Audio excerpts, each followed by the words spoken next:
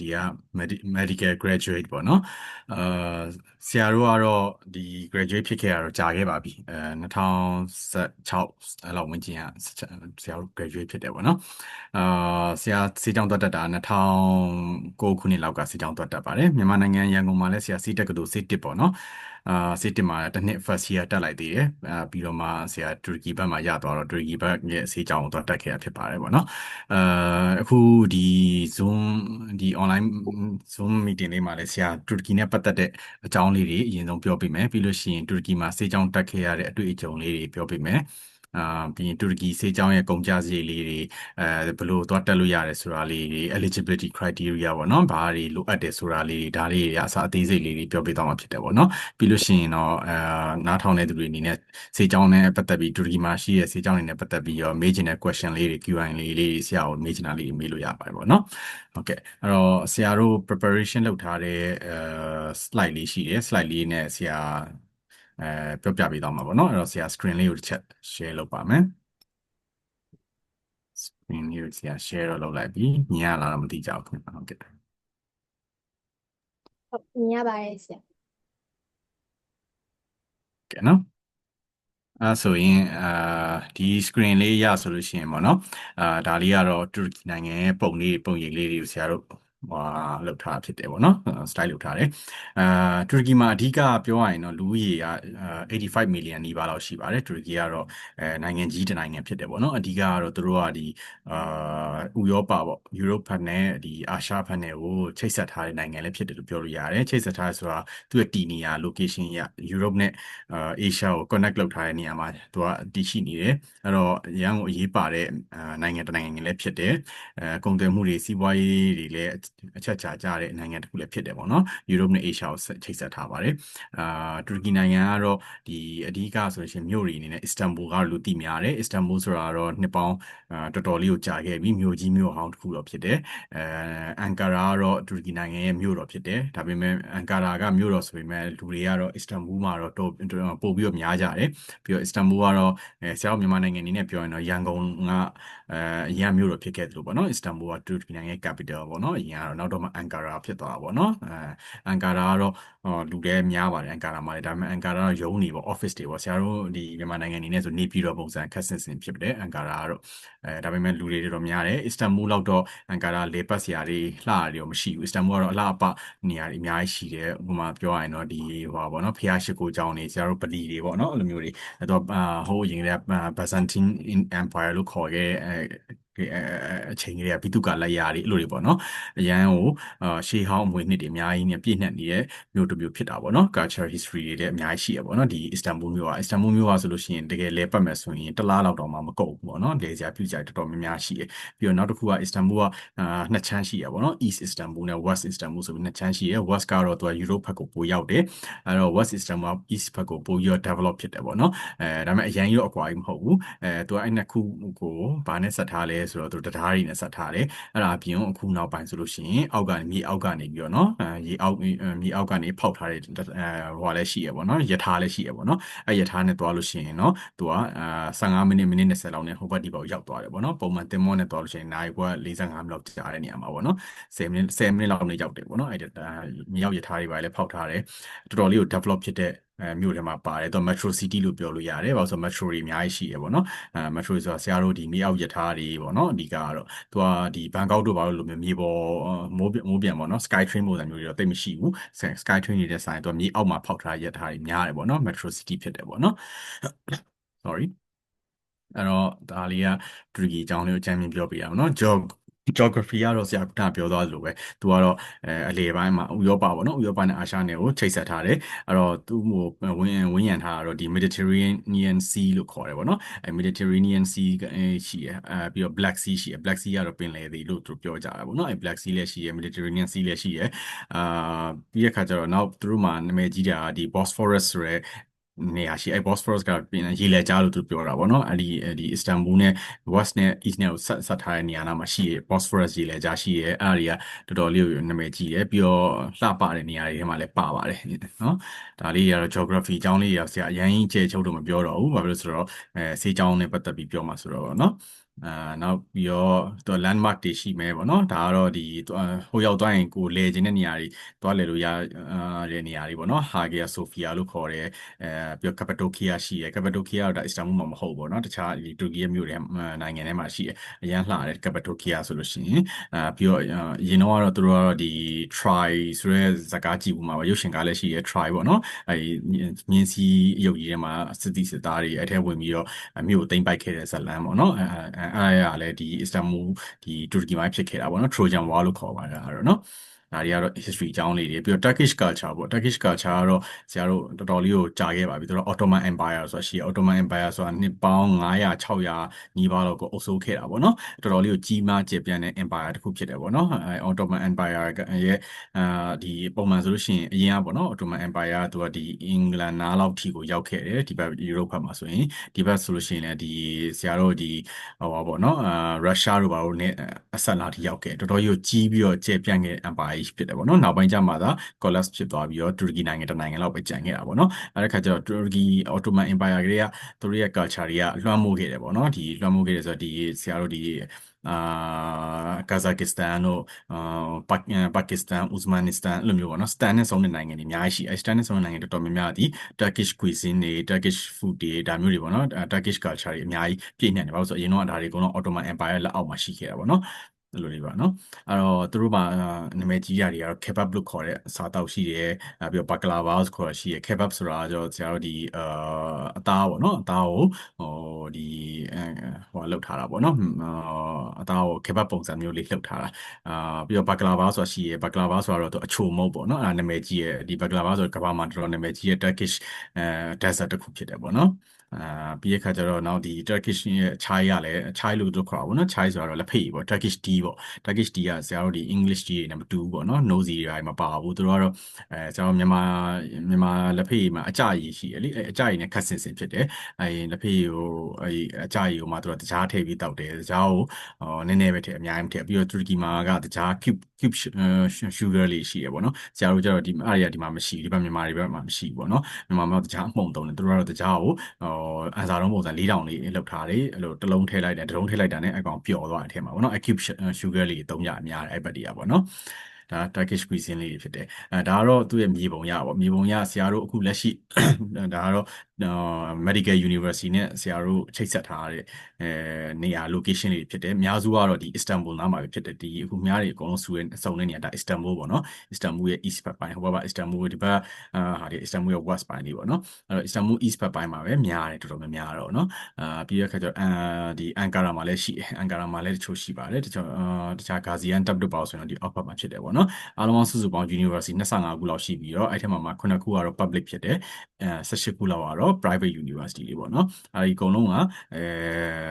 medical university တွေပေါ့နော်ဆေးကျောင်းတက်လို့ရတဲ့ university တွေဖြစ်တယ်ပေါ့နော်ဒီနိုင်ငံလုံးမှာရှိတဲ့ဆေးကျောင်းတော်တော်များများဒီ university တွေမှာရှိကြတယ်ပေါ့နော်ဒါလေးလည်းကြော်လိုက်မယ်အဲဆိုရင်အခုဒါကတော့ဒီ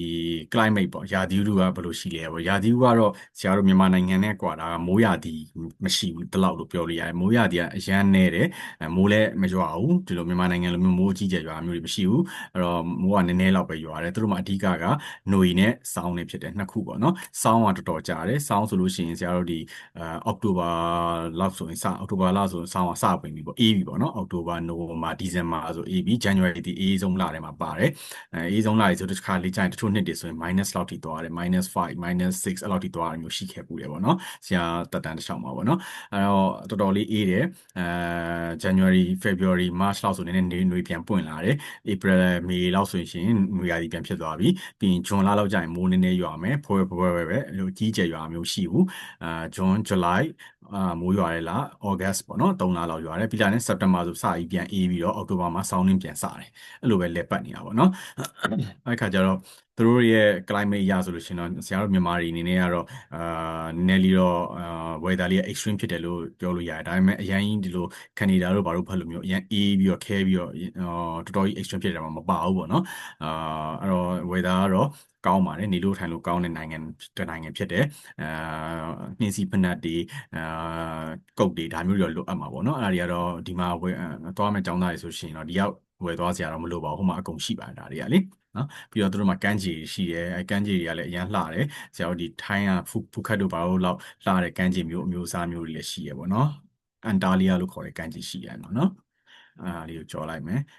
သူတို့ရဲ့ medical structure ပေါ့နော်သူတို့မှာဘယ်လိုတင်လဲပေါ့သူတို့မှာတူရကီမှာကျတော့ဆေးကျောင်းတက်မယ်ဆိုရင်တူရကီရဲ့ဆေးကျောင်းကစုစုပေါင်း6နှစ်ရှိရပေါ့နော် duration က6 years 6 year မှာသူတို့ဒီ first year second year third year ကတော့ theoretical ဘိုင်းကိုဇောင်းပေးပြီးတင်တဲ့3နှစ်ဖြစ်တယ် fourth year fifth year sixth year ကတော့ practical ဘိုင်းကိုဇောင်းပေးပြီးတင်တဲ့3နှစ်ဖြစ်တယ်ပေါ့နော် practical ဆိုတဲ့နေရာမှာဆေးရုံနဲ့ချိတ်ဆက်ထားပြီးတော့house ဆင်းရတဲ့ပုံစံမျိုးပေါ့နော်အဲ့ဒါ3 4နဲ့5နဲ့6တန်းမှာဆရာတို့ဒီ clinical rotation တွေအကုန်လုံးပါလာတယ်၄တန်းမှာဆိုရင်ဆေးရုံတွေနဲ့ချိတ်ဆက်ပြီးတော့သွားရတယ်ဆေးရုံမှာသွားပြီးတော့စာသင်ရတယ်လို့ပုံစံပေါ့နော်ပထမ first year second year third year ကတော့ဆေးရုံတွေနဲ့ချိတ်ဆက်ပြီးသင်ရမှာတိတ်မရှိဘူး lab တွေတော့ရှိတယ် lab တွေကတော့လောက်ရတယ်ဒါတော့ဆရာတို့ပါတယ်ပေါ့နော် first year တွေကပါတယ် lab တွေကတော့ဒါပေမဲ့ဆေးရုံမှာသွားပြီးတော့ clinical rotation ပုံစံမျိုးလုပ်ရတာမျိုးမရှိဘူးပေါ့နော်အဲ့ဒါသူတို့ရဲ့သင်ကြားမှုပုံစံအဲ့လိုဖြစ်တယ်6နှစ်တက်ရတာဖြစ်တယ်ပေါ့နော်ပြီးရင်ကောင်းတာတစ်ခုကတော့တူရကီကရတဲ့ပွဲလက်မှတ်ပေါ့နော်ဒါဆေးပွဲလက်မှတ်ဒါတွေကဆရာနောက် slide တွေမှာလည်းအသေးစိတ်ထပ်ပြောသွားပါမယ်ဆေးလက်မှတ်က world recognize ပြုတဲ့လက်မှတ်တွေများတယ်ပေါ့နော်ဒါတွေကတော့ဆရာတို့ဒီဟို World Variety of Medicine ဆိုတဲ့ website ရှိရလေအဲ website မှာဝင်ပြီးကြည့်လို့ရတယ်အဲ့မှာအဲ့ကနေ approve လုပ်ထားလားမ approve ထားဆိုလည်းဝင်ကြည့်လို့ရပါတယ်ဒါပေမဲ့တူရကီမှာရှိတဲ့ဆေးတက်ကတော်တွေတော်တော်များများ100မှာ90ကျော်လောက်ကဒီ variety ထဲမှာပါတယ် approve လုပ်ထားကြတယ်များတယ်ပေါ့နော်အဲ့ခါကျတော့သိစိုးရင်ကြမရှိဘူးသူကရလာတဲ့ပွဲလက်မှတ်ကဟောဖြစ်တယ် strong ဖြစ်တယ်ပေါ့နော်ပြီးရခါကျတော့နောက်တစ်ခုကတူရကီမှာရှိတဲ့ဆေးကြောင်းအကုန်လုံးဒီတူရကီရဲ့ကျန်းမာရေးဝန်ကြီးဌာနကနေအတိအမှတ်ပြုထားတာဖြစ်တယ် private ဖြစ်ဖြစ်ဒီ public ဖြစ်ဖြစ်ပေါ့နော်အဲ့တော့သူတို့နိုင်ငံကျန်းမာရေးဝန်ကြီးဌာနအတိအမှတ်ပြုတာဖြစ်တဲ့ပုံမှာ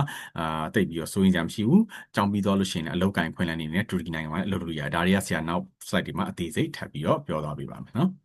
အခုဒါလေးကိုဆက်ပြီးတော့ကြော်လိုက်မယ်အခုဒါကျောင်းလေးကြီးကျောင်းနည်းနည်းပြောပြပါမယ်နော်ဆရာတို့ဒီမှာဆိုလို့ရှိရင်ကျောင်းကဒါကတော့ Altinbaş ဆိုတဲ့ University သူကတော့ ranking ရဆိုရင်တော့ world ranking မှာ1500ဝန်းကျင်လောက်ရှိတယ်ဆရာတို့အခုဒီတူရကီမှာချိန်ထားတဲ့အကြောင်းတွေအကုန်လုံးဒီworld ranking 600ကနေ1500ကိုကြားမှာရှိတဲ့အကြောင်းတွေကြီးပဲပေါ့နော်အဲ့လောက်ဝန်းကျင်မှာရှိရဆို ranking တွေကလည်းမစိုးကောင်းတယ်လို့ပြောလို့ရတယ်ပြီးလို့ရှိရင်အကြောင်းတွေတော်တော်များများကခုနကဆရာပြောသွားလို့ World Variety ထဲမှာပါတယ်အဲ World Variety ထဲမှာပါတဲ့ဟာကိုဒီမှာပြထားတယ် qualification တိုက်တယ် Doctor of Medicine ဒါ World Variety ကဆွဲထုတ်ထားတာပေါ့နော်ပြီးတော့အဲ့လို World Variety ထဲမှာပါတဲ့ပုံမှန်တော့နောက်ထပ်ECFMG ရဲ့ certification လည်းရထားတယ် ECFMG certification ရတယ်ဆိုတဲ့သဘောတရားကတော့ USMLE ဆောင်းပွဲကိုအမေရိကလုပ်တဲ့ USMLE ဆောင်းပွဲကိုဝင်ဖြည့်ခွင့်ရှိရဆိုတဲ့သဘောတရားဖြစ်တယ်ပေါ့နော်အဲ့တော့အမေရိကကလည်းအတိအမှတ်ပြုတယ်ဆိုတဲ့သဘောတရားပေါ့နော်အဲ့တော့ဒါကတော့ Altinbaş University သူကတော့ private university Istanbul မှာရှိရဲတစ်နှစ်ကိုတော့ဒေါ်လာ2000နီးပါးလောက်ကြာမယ်သူကတော့အကုန်ကြားစီလေးပါထည့်ရေးထားတယ်ပေါ့နော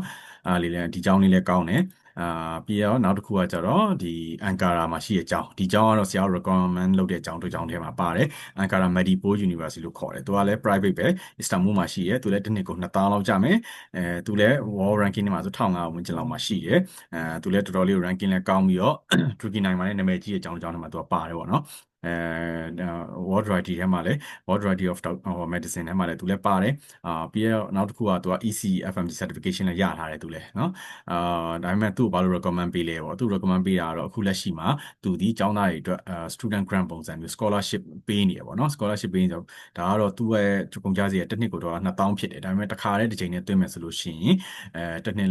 6နှစ်လုံးပေါ့เนาะ6နှစ်လုံးတစ်ချိန်နဲ့တွင်းမယ်ဆိုလို့ရှိရင်6000ခွဲဝန်းကျင်လောက်နဲ့သူကရနေရပေါ့เนาะဒါတွေကနောက် slide တွေမှာဆရာအသေးစိတ်ထုတ်ထားရှိပါတယ်တခါတည်းတွင်းလို့ရှိရင် scholarship ပေးရဲ့အကြောင်းတွေပေါ့နော်ဒါကတော့သူကတစ်ချိန်တည်းတွင်းနေဆိုရင် scholarship ပုံစံမျိုးလုပ်ပြီးတော့ပေးထားတယ်အဲ့လို scholarship ကကျောင်းသားတိုင်းမရဘူးသူတို့မှာ limit လုပ်ထားတယ် seat limit လုပ်ထားတယ်အဲ့တော့စောစောလျှောက်တဲ့ကျောင်းသားတွေပဲရမှာပေါ့နော်နောက်ကျတဲ့ကျောင်းသားတွေကတော့ဒီလိုတစ်ချိန်တည်းတွင်းခွင့် scholarship ယူခွင့်မရှိဘူးပေါ့နော်ဒါနောက်ပိုင်းကျလို့ရှိရင်တော့ဆရာအသေးစိတ်ထပ်ပြောပြမယ်နောက် slide တွေကျရင်ဒါလေးကိုလည်းကြော်လိုက်မယ်ပြီးတော့နောက်တစ်ခုက Atalim ဆိုတဲ့ university ဒီ Atalim university ကလည်းကောင်းတယ်ဒါပေမဲ့သူကတော့အန်ကာရာပဲ Istanbul မှာမဟုတ်ဘူးခုနအန်ကာရာ Medipol University နဲ့ ranking တိတ်မကွာဘူးသူလည်းအဲ့လိုပဲတစ်ကမ္ဘာလုံးတိမှတ်ပြုတဲ့ပွဲလက်မှတ်ဖြစ်တဲ့ World Variety ထဲမှာပါတယ်ခုနပြောတဲ့USMLE ဆောင်းပွဲလည်းသူလည်းဖြည့်ခွင့်ရှိတယ် USMLE ရဲ့ certification လည်းရထားတယ်ပေါ့နော် ECFMG လည်းရထားတယ် သူကတော့16500ပေါ့နော်တစ်နှစ်ကိုကုန်ကျစရိတ်ပြီးတော့ Bahçeşehir ဆို University ရှိရယ်သူကတော့ဒါဟိုဟာတူရကီလိုဆိုလို့ရှိရင်ဒါကတော့ Bahçeşehir လို့ထွက်တယ်ပေါ့နော်Bahçeşehir ဆိုတာအဓိက Bahçe ဆိုတာကတော့သူက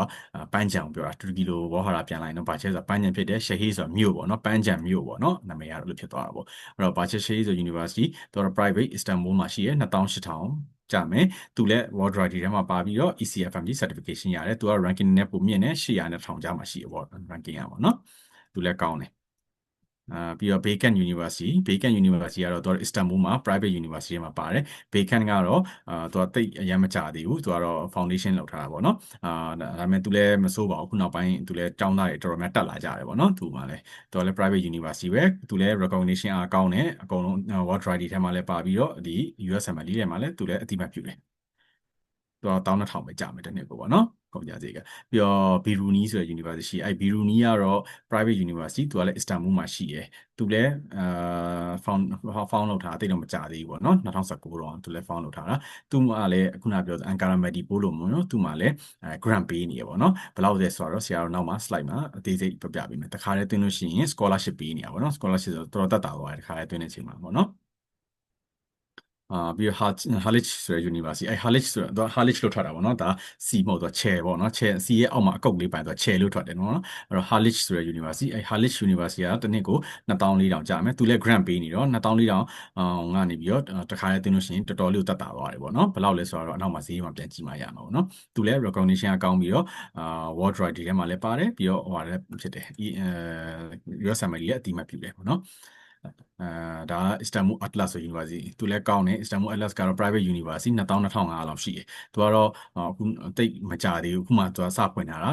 facility တွေလည်းတော်တော်တက်တယ်သူမှာတော့ဗောနော်လို့ရှိရင် ranking တွေမှာတွေကတော့သူက world ranking မှာတော့အခုမှစပြီးတော့climb လုပ်နေတာဗောနော်6000ကျော်လောက်မှသူကဖြစ်တယ်ဒါပေမဲ့ recognition ကတော့ကောင်းတယ်ဘာလို့ဆိုတော့သူတို့တွေအကုန်လုံးကကျောင်းနေထောင်ပြီဆိုလို့ရှိရင်တူရီမှာစေးကျောင်းတော်တော်များများကျောင်းထောင်ပြီဆိုကျမရေးဝန်ကြီးဌာနရဲ့အတိမတ်ပြုမရှိထောင်လို့မရအောင်အဲ့တော့ကျမရေးဝန်ကြီးဌာနအတိမတ်ပြုယူလိုက်ရတယ်အဲ့တော့တူရီနိုင်ငံကျမရေးဝန်ကြီးဌာနကတကယ် European standard အဆင့်မီရဲ့ကျမရေးဝန်ကြီးဌာနတွေမှာပါတယ်အဲ့ဒါကြောင့်သူတို့ဒီအမေရိကဘက်က USMLE ဆောင်ပွဲတွေခုန World Variety of Medicine နဲ့ recognition တွေတခါလေးရများတယ်ပေါ့နော်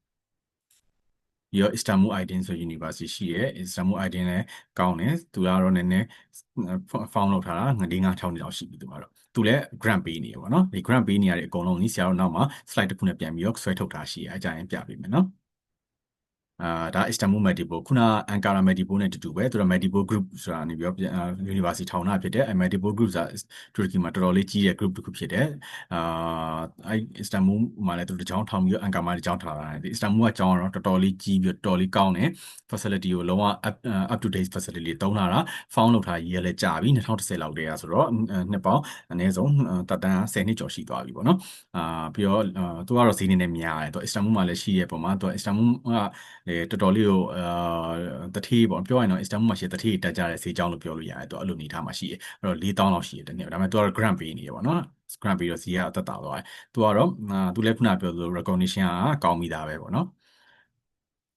ပြီးရင် Istanbul Orkan ဆိုတဲ့ university ရှိတယ်သူကတော့သူလည်းမကြသေးဘူးထောင်တာ2014လောက်ကသူကထောင်တာတယ်ပေါ့နော်ဒါတွေအကုန်လုံးကတော့ဟိုဖြစ်ပြီးသားပါပဲ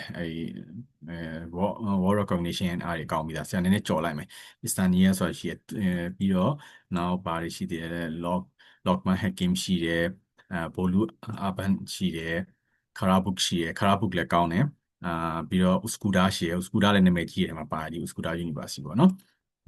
ပြီးတော့နောက် Gaziantep ကလည်းကောင်းတယ်ဒါပေမဲ့သူကတော့ဒီ Islamic Center နဲ့ဖွင့်ပေးထားတာပေါ့နော်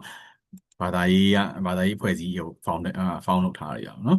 ပြီးတော့ဒါကတော့ Gaziantep University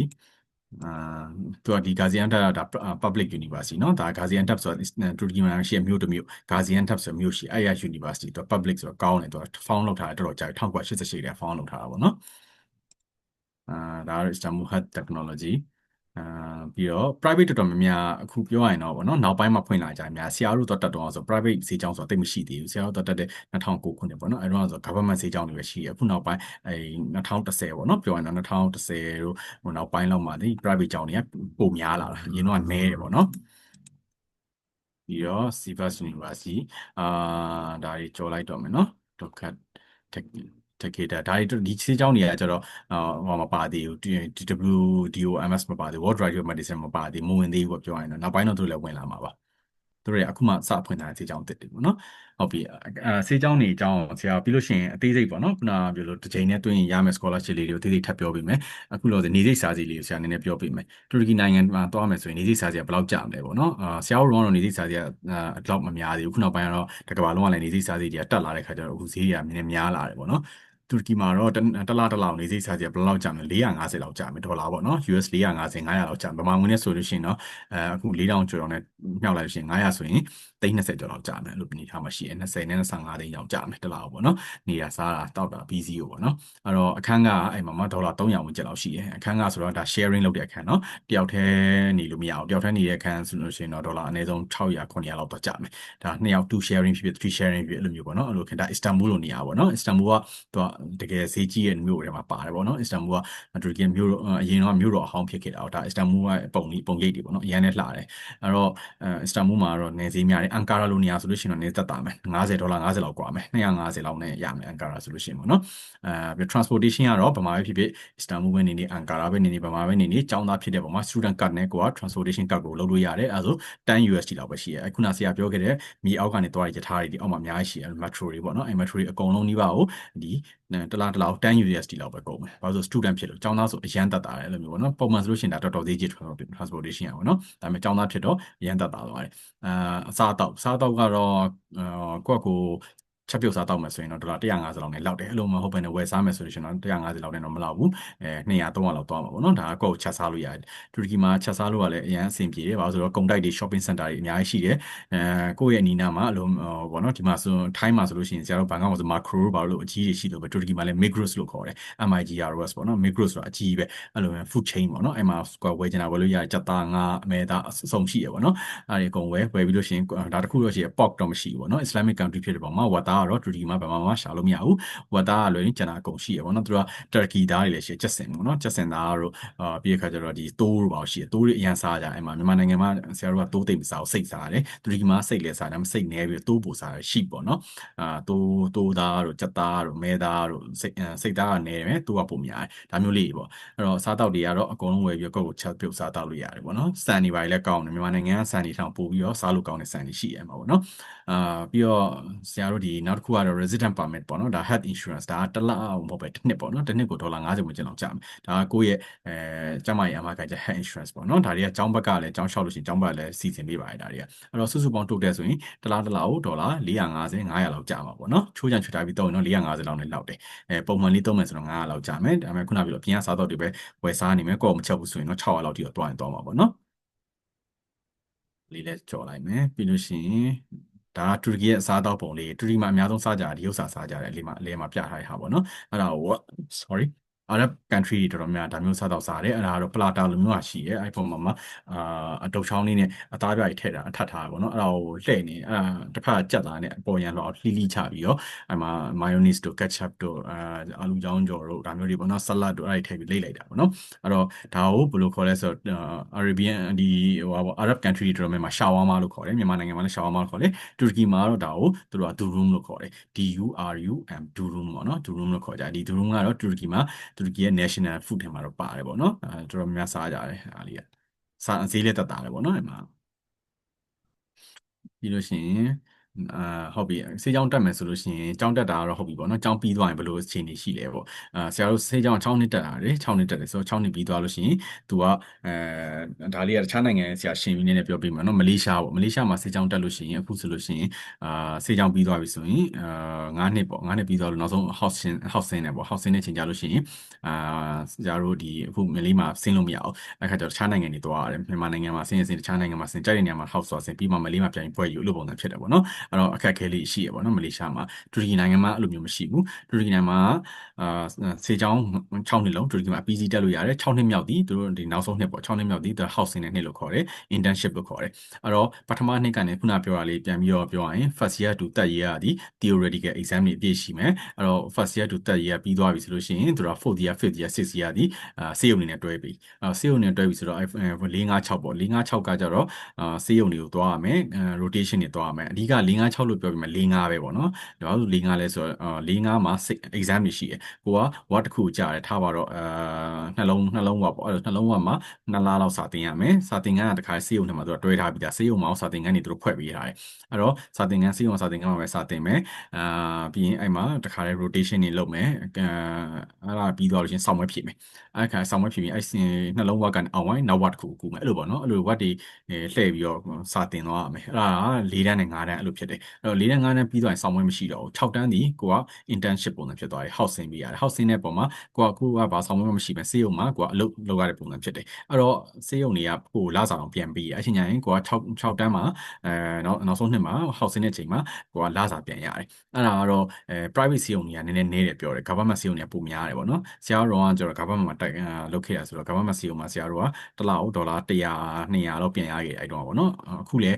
basic salary လောက်ကိုပေးရပြောတယ်ပေါ့နော်ဒေါ်လာ300 400လောက်ပေးတယ်လို့ပြောတယ်ပေါ့နော်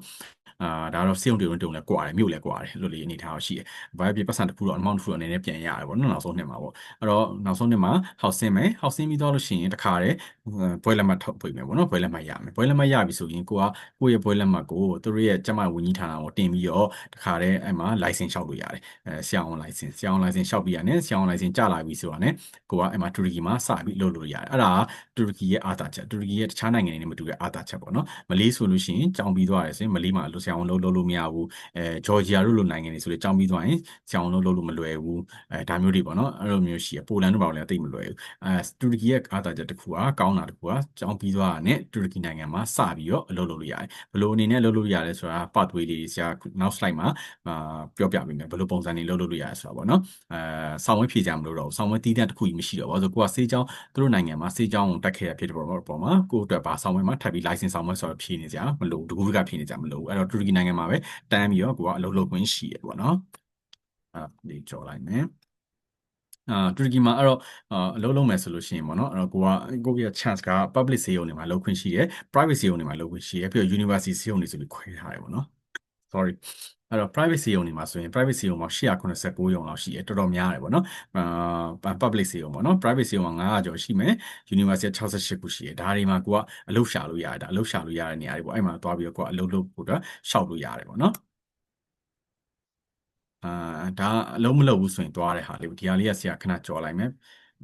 ပြီးလို့ရှိရင်ဆရာရှင်းပြပေးမယ်ဒါတူရကီမှာဆက်ပြီးတော့ဒါ specialization ပေါ့ specialization ဆိုပြောရရင်တော့ master ဆက်တက်တာပေါ့နော်master ဆက်တက်တဲ့ဟာလေးကိုဆရာပြင်ဒီ slide ကိုပြန်လာပြီမယ်အခုခုနအလုပ်လုပ်တဲ့ကိစ္စလေးကိုဆရာပြောမယ်အဲ့တော့ဟုတ်ပြီကိုကတူရကီမှာကြောင်းပြီးတော့ဆေးကြောင်းပြီးတော့အလုပ်လုပ်မယ်ပေါ့ဘယ်လိုအနေထားနေလုပ်လို့ရလဲဆိုတော့ဒီမှာဒါကိုပြထားပြီးရဒါလည်းဒီ estimate ပေါ့နော် estimate ဆိုအခုနောက်ဆုံးလက်ရှိ salary ပေါ့ဆရာဝန်တယောက်ကတူရကီမှာလစာဘယ်လောက်ရလဲဆိုတော့ခိုင်းဖော်ပြတာကိုကဆေးကြောင်းပြီးချင်း fresh graduate ဆိုရင် junior doctor ဆိုရင်လည်းအလုပ်လုပ်လို့ရတယ် no specialization ဆိုတော့ master မတက်ဘူး master မပြီးသေးဘူးကွာဒီဆရာအောင်ပေါ့နော်ဆရာအောင်ဆိုတာ family doctor ပုံစံဖြစ်မှာပေါ့နော်အဲ့ခါကျတော့ तू ကဘယ်လိုနေရာတွေလုပ်လို့ရလဲ public sector မှာလုပ်လို့ရမယ် private sector မှာရှိမယ် family health care center မှာရှိမယ်သုံးမျိုးခွဲထားတယ် public sector ဆိုတာကတော့ဆရာတို့ခုန government ဈေးရုံတွေ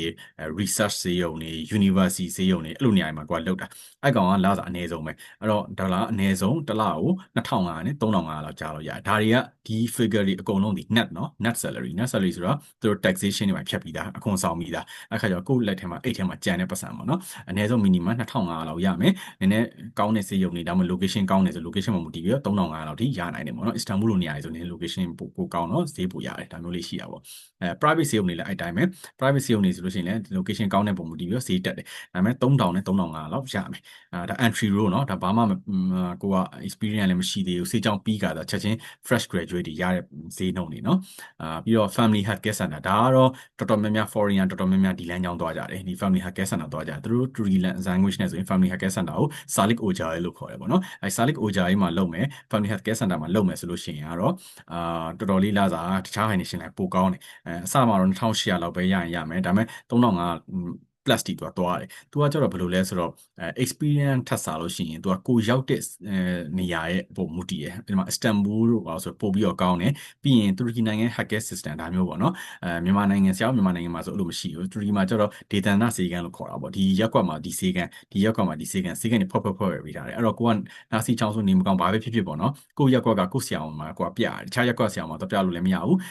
။ specialist တွေလည်းတန်းတော့ပြလို့မရဘူး။အဲ့တော့ကိုရက်ကွက်ဆရာအောင်မှာကိုကအရင်ပြပြီးမှကိုရက်ကွက်ဆရာအောင်ကကို ကိုစစ်ဆေးပြီးတော့မှလိုအပ်ရင်လိုအပ်လို့ specialist တွေကိုထပ်ပြီးတော့လွှဲပြီး refer လုပ်ပြီးဒါမျိုး health care center နဲ့တူရီကသွားတယ်အဲ့ခါကျတော့ကိုယ့်ရက်ကွက်မှာဆရာဝန်ကထားပါတော့ဒီရက်ကွက်မှာလူနာအယောက်90ရှိတယ်ဒီရက်ကွက်မှာလူနာအယောက်100ရှိတယ်အဲ့ပေါ်မူတည်လူနာအယောက်များရင်များသလိုကိုထိုင်ရတဲ့ရက်ကွက်ဆေးကမ်းပေါ်မူတည်ပြီးတော့ပတ်စံပို့ရတယ်လူနာအယောက်များရင်များသလိုကိုဝင်ငွေကပိုကောင်းတယ်ဒါမျိုးသွားတာအဲ့တော့ family health care center ကကိုကအဲ့လိုရက်ကွက်လူနေမှုများတဲ့ populate ဖြစ်တဲ့နေရာအစ္စတန်ဘူလိုနေရာအဲ့လိုနေရာတွေကိုရတယ်ဆိုလို့ရှိရင်ကိုလာစားဝင်ငွေကပိုကောင်းသွားတယ်လို့ရှိရပါတော့အဲဒါကြောင့် city location နဲ့ assign patient list ပုံတည်ပြီးသွားတယ်လို့ပြောတာပေါ့နော်ပြီးတော့အခုအောက်မှာလေးရေးထားတယ်ဒါပေမဲ့တစ်ခုရှိတာတူရကီမှာကဆရာဝန်လုပ်မှာဆိုရဖြစ်ရင်တော့တူရကီကလူနာတွေနဲ့ဆက်ဆံဖြစ်တဲ့ Turkish language ကတော့တက်ရတော့မှာပေါ့နော်စေးကြောင်းတောက်လျှောက်လုံးကတော့ English လိုပဲသင်တာ first year first year to final year ပေါ့နော် final year ဒီ6နှစ်ထိအကုန်လုံး English language နဲ့သင်တာဒါပေမဲ့နောက်ဆုံးနှစ်ကတော့ house ဆင်းရဖြစ်တဲ့ပုံမှာ house ကတော့တည့်ရတိုင်းပဲ clinical rotation ဆိုတော့ဆေးရုံတွေမှာတွားပြီးအလုပ်လုပ်ပေးရတဲ့ပုံစံဖြစ်တယ်အဲ့ခါကျတော့ဆေးရုံတွေမှာဆိုလူနာတွေနဲ့အထီးတွေတွေကလာပြီး patient တွေလာပြီးအဲ့မှာတော့ကိုကတော့ Turkish လိုတက်ဖို့လိုအပ်နေပြီပေါ့နော်အဲ့တော့ 4th year 5th year 6th year မှာတော့ Turkish လိုတက်ဖို့ကိုလိုအပ်နေတဲ့အနေအထားမှာရှိရ first year second year third year ကတော့ Turkish လိုတက်ဖို့မလိုအပ်သေးဘူးဒါပေမဲ့ရောက်ပြီးသွားလို့ရှိရင်တော့ကိုကတူရကီမှာပဲလုံးလုံးမယ်လို့ယူဆတယ်စိတ်ကူးတယ်ဆိုလို့ရှိရင် Turkish language ကတင်ကိုတင်ရမယ့်ဘာသာရေးထဲမှာပါတယ်ဒါပေမဲ့တူရကီစကားကမခတ်ဘူးပေါ့နော်အရန်လွယ်ဆရာဆိုလို့ရှိရင်ဟိုရောက်မှာပဲတင်လိုက်တာတက်တယ်ပေါ့နော်အရန်ကြီးမခတ်ဘူးတူရကီစကားကကမ္ဘာမှာအလွယ်ဆုံးဘာသာစကားတွေကတစ်ခုတည်းမှာပါတယ်အဲ့လိုဖြစ်တယ်ပြီးတော့ကျတော့အရန်ကြီးတော့ခတ်မှာမဟုတ်ပါဘူးလိုအပ်တယ်ဆိုလို့ရှိရင်ဒါတွေနဲ့ပတ်သက်ပြီးတူရကီစကားတင်တဲ့ course တွေပါတယ်ဆရာတို့နောက်ပိုင်းကျရင် recommend လုပ်ပေးလို့ရတယ်ပေါ့နော်အရန်မခတ်ဘူးဒါကခုန salary အကြောင်းလေးပြောပြပေးတာsalary ကိုဒါ sorry fresh graduate ရဲ့ salary အခုဒါကကျတော့ဗာလဲဆို senior doctor ဖြစ်ပြီကိုကထားပါတော့တစ်နှစ်လောက် working experience ရှိသွားပြီဆိုလို့ရှိရင် salary ကဘယ်လောက်ဖြစ်သွားလဲဆိုတာ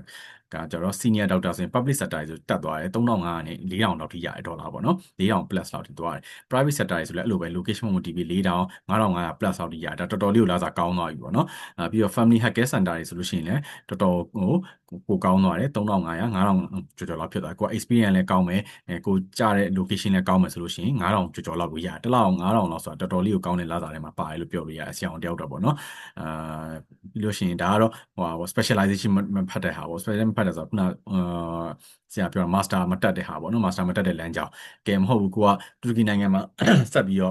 နေမယ်ကိုက master လည်းတက်မယ်လို့ယူဆတယ် master ဆို specialist ပေါ့နော် specialist လုပ်မယ် cardiologist လုပ်မယ်ဒါမှမဟုတ် dermatologist လုပ်မယ် radiologist လုပ်မယ်တခုပေါ့နော် specialist ဆက်တက်မယ်လို့စိတ်ကူးရဆိုရင်တော့ထပ်ပြီးတော့3နှစ်သို့မဟုတ်4နှစ်အချိန်ပေးရမယ် specialist တက်ရမယ် specialist ကိုတက်ပြီးလို့ရှိရင်တော့ရသွားတဲ့ salary ကိုလည်းဆရာဒီမှာဖော်ပြထားတယ် specialist တက်ပြီးသွားလို့ရှိရင် salary ကတော်တော်ကောင်းသွားပြီဒါ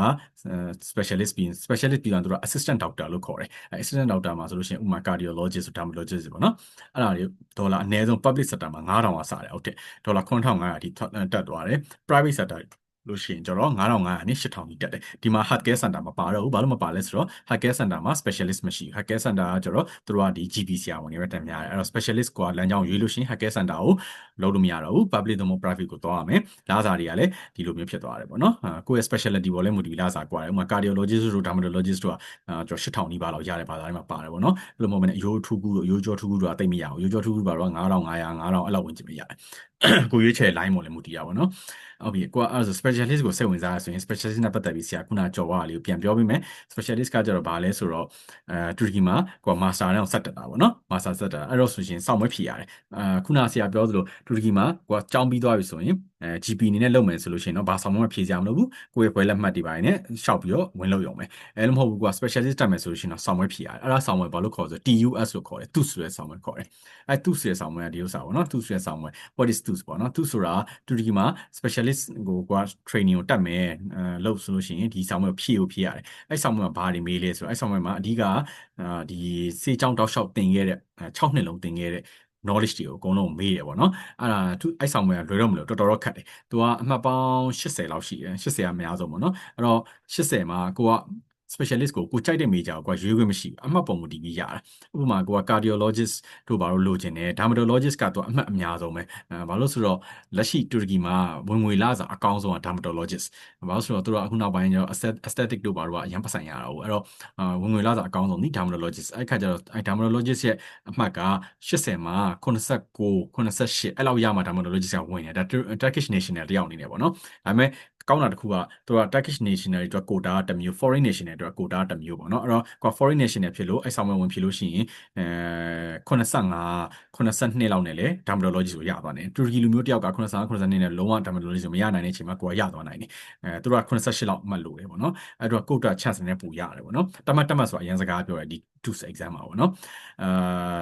cardiologist ဆိုလို့ရှိရင်တော့နည်းနည်းလေးအမှတ်က85နဲ့90ကြားမှာရှိတယ်ခုနပြောတဲ့ dermatologist က85နဲ့80ကြားမှာရှိတယ်အဲ့လိုပေါ့နော်ကိုက specialist ကိုဖြစ်ချင်တယ်ဆိုရင်ကိုစိတ်ဝင်စားတဲ့ဟာကိုဖြစ်ချင်တယ်ဆိုအဲ့ဒါကိုစာတော့စူးစမ်းပြီးတော့အဲ့ချိန်မှာအဲ့ဆောင်မွေးကိုကောင်းကောင်းဖြေမှရမယ်ဆောင်မွေးအမှတ်ကောင်းလေကိုရွေးချယ်နိုင်တဲ့ဘာသာရပ်ပုံများလေပေါ့နော်အမှတ်နည်းသွားပြီး50ကျော်60လောက်ပဲရတယ်ဆိုလို့ရှိရင်နော်လူတွေမကြိုက်ကြတဲ့ဘာသာလူတွေတိတ်မကြိုက်ကြတာခုနအယိုးထူးကိုပဲတိတ်မကြိုက်ဘူးအယိုးထူးကူလို့ပါဆိုလို့ရှိရင်အဲ့ရွေးရမှာကွာအဲ့လိုသွားရွေးရမှာဖြစ်သွားမှာပေါ့နော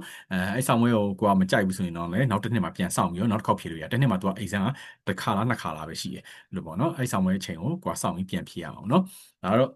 specialist ဘိုင်း line ကိုပြောပြတာအဲ့လို specialist ဖြစ်သွားလို့ရှိရင်တော့ကိုကကောင်းသွားတာတူရကီမှမဟုတ်ဘူးတခြားနိုင်ငံတွေထွက်ချင်တယ်ဆိုလို့ရှိရင်လည်းကိုကအဲ့ specialty နဲ့ဆက်သွားလို့ရတယ်အမေရိကသွားချင်လားအမေရိကသွားချင်တယ်ဆိုလို့ရှိရင်လည်းခုန USMLE ကတော့ဖြေရမယ်သူတို့ medical license exam ဖြစ်တဲ့ပုံမှာအဲ့ဒါဖြေပြီးသွားရင်အမေရိကမှာ residency ကိုတစ်နှစ်ဖြစ်ကိုကလုပ်ပေးပြန်တယ်ကိုလိုချင်တဲ့ specialist line ကိုဆက်ပြီးသွားလို့ရတယ်ကိုက cardiologist ကြောက်တူရကီမှာဖြစ်နေပြီဆိုလို့ရှိရင်အမေရိကမှာ residency တစ်နှစ်လုပ်ပြန်တယ် cardiologist ကို specialist line ကိုဆက်ပြီးတော့သွားလို့ရတယ်အမေရိကမှာအဲ့လိုမျိုးလေးရှိတယ်ပို့ပြီးတော့အချိန်ရလို့ရှိရင်တော့တော်တော်လေးပတ်စံနေပါကောင်းသွားတာပေါ့နော်အမေရိကကတော့ဆရာတကွာလုံးမှာဆရာလာစားအကောင်းဆုံးနိုင်ငံတွေမှာအမေရိကပါတယ်ပေါ့နော်အမေရိက